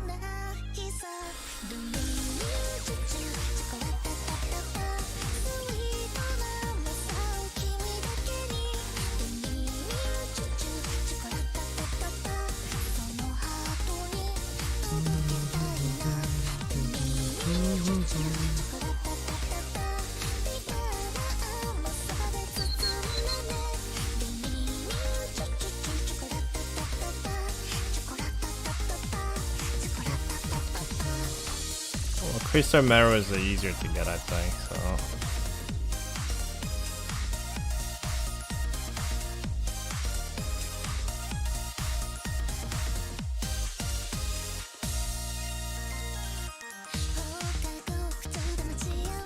Ugh.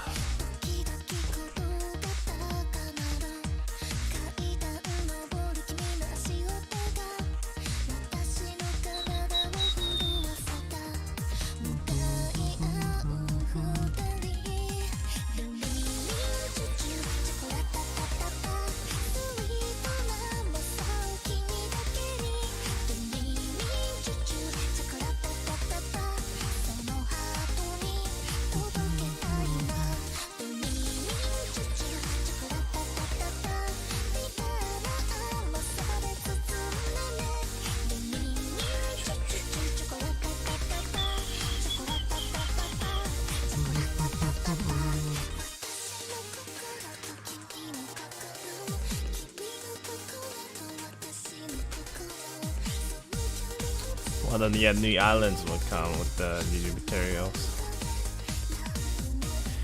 Fun times.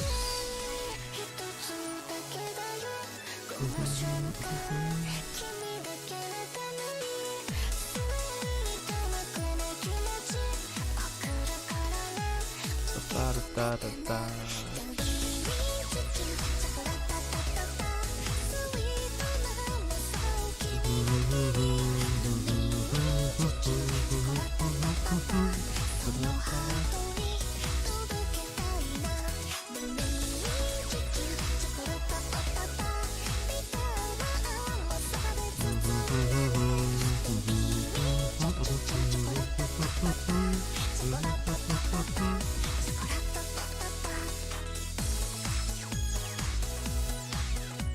So what's the rank like?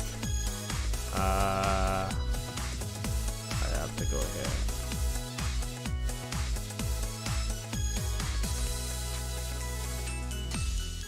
Yeah, you can see what they use here. So, they use Awaken Yuna, eh? Yeah, but I knew. Regina was one of the picks. Yep. Chihuyu or Regina was the counting units. As I expected.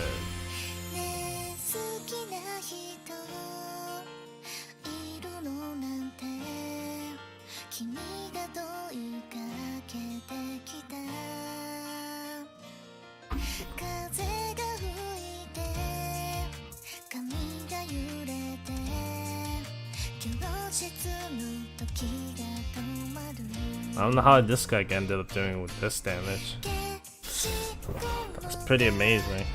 I think he maybe had a really good gear. I think he might have had a really good gear. Like, this would be a more cookie cutter set that I was thinking that you might end up using. And that guy definitely had a pretty unique setup. It's only level 100 too. I think this is basically more big brain setup. I think his Kyle probably had a really high skill cooldown time though. Otherwise, I don't think this was possible. I really don't think so.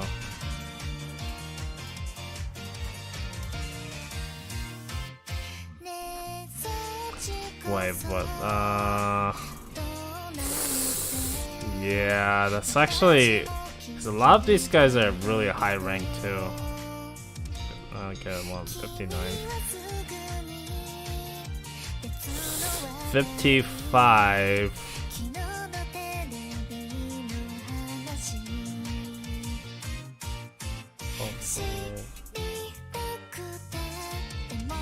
Yeah, I don't know.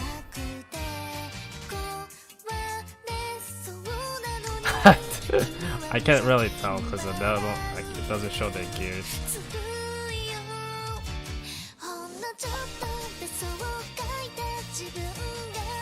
Did he win anything else? Other maps?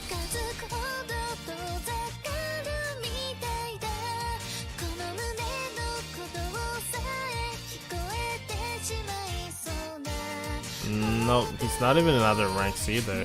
So that's kind of weird.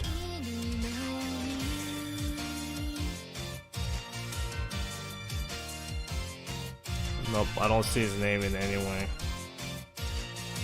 Nope, not 100. Nope.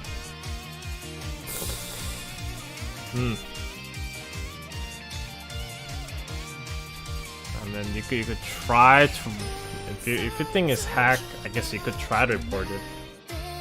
Korean server is never really hackable. I think a lot of people share the same stuff.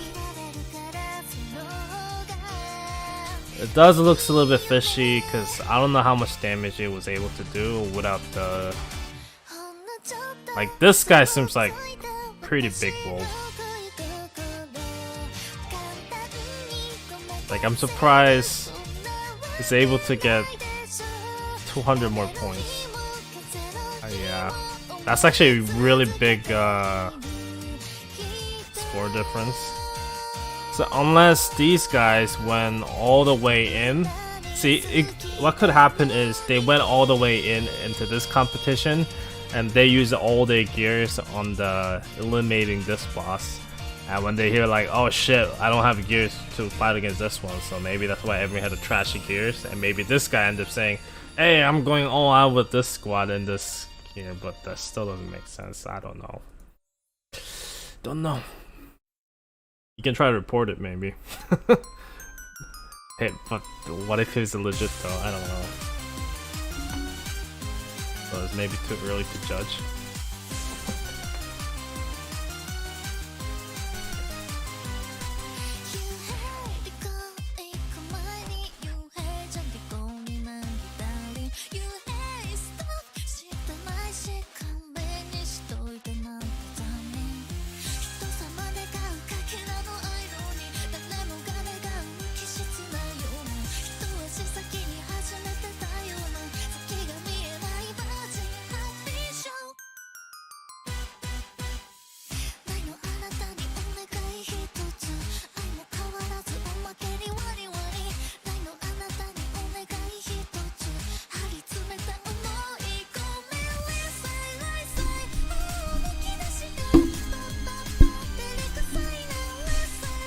think a recent game within Korea that was had some hacking issue was definitely one with what is it called? Soul Worker. It had a lot of like speed, like attack speed, hack and stuff.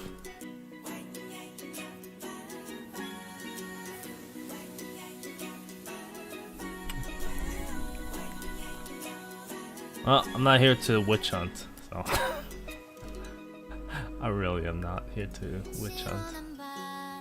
Don't make me do it.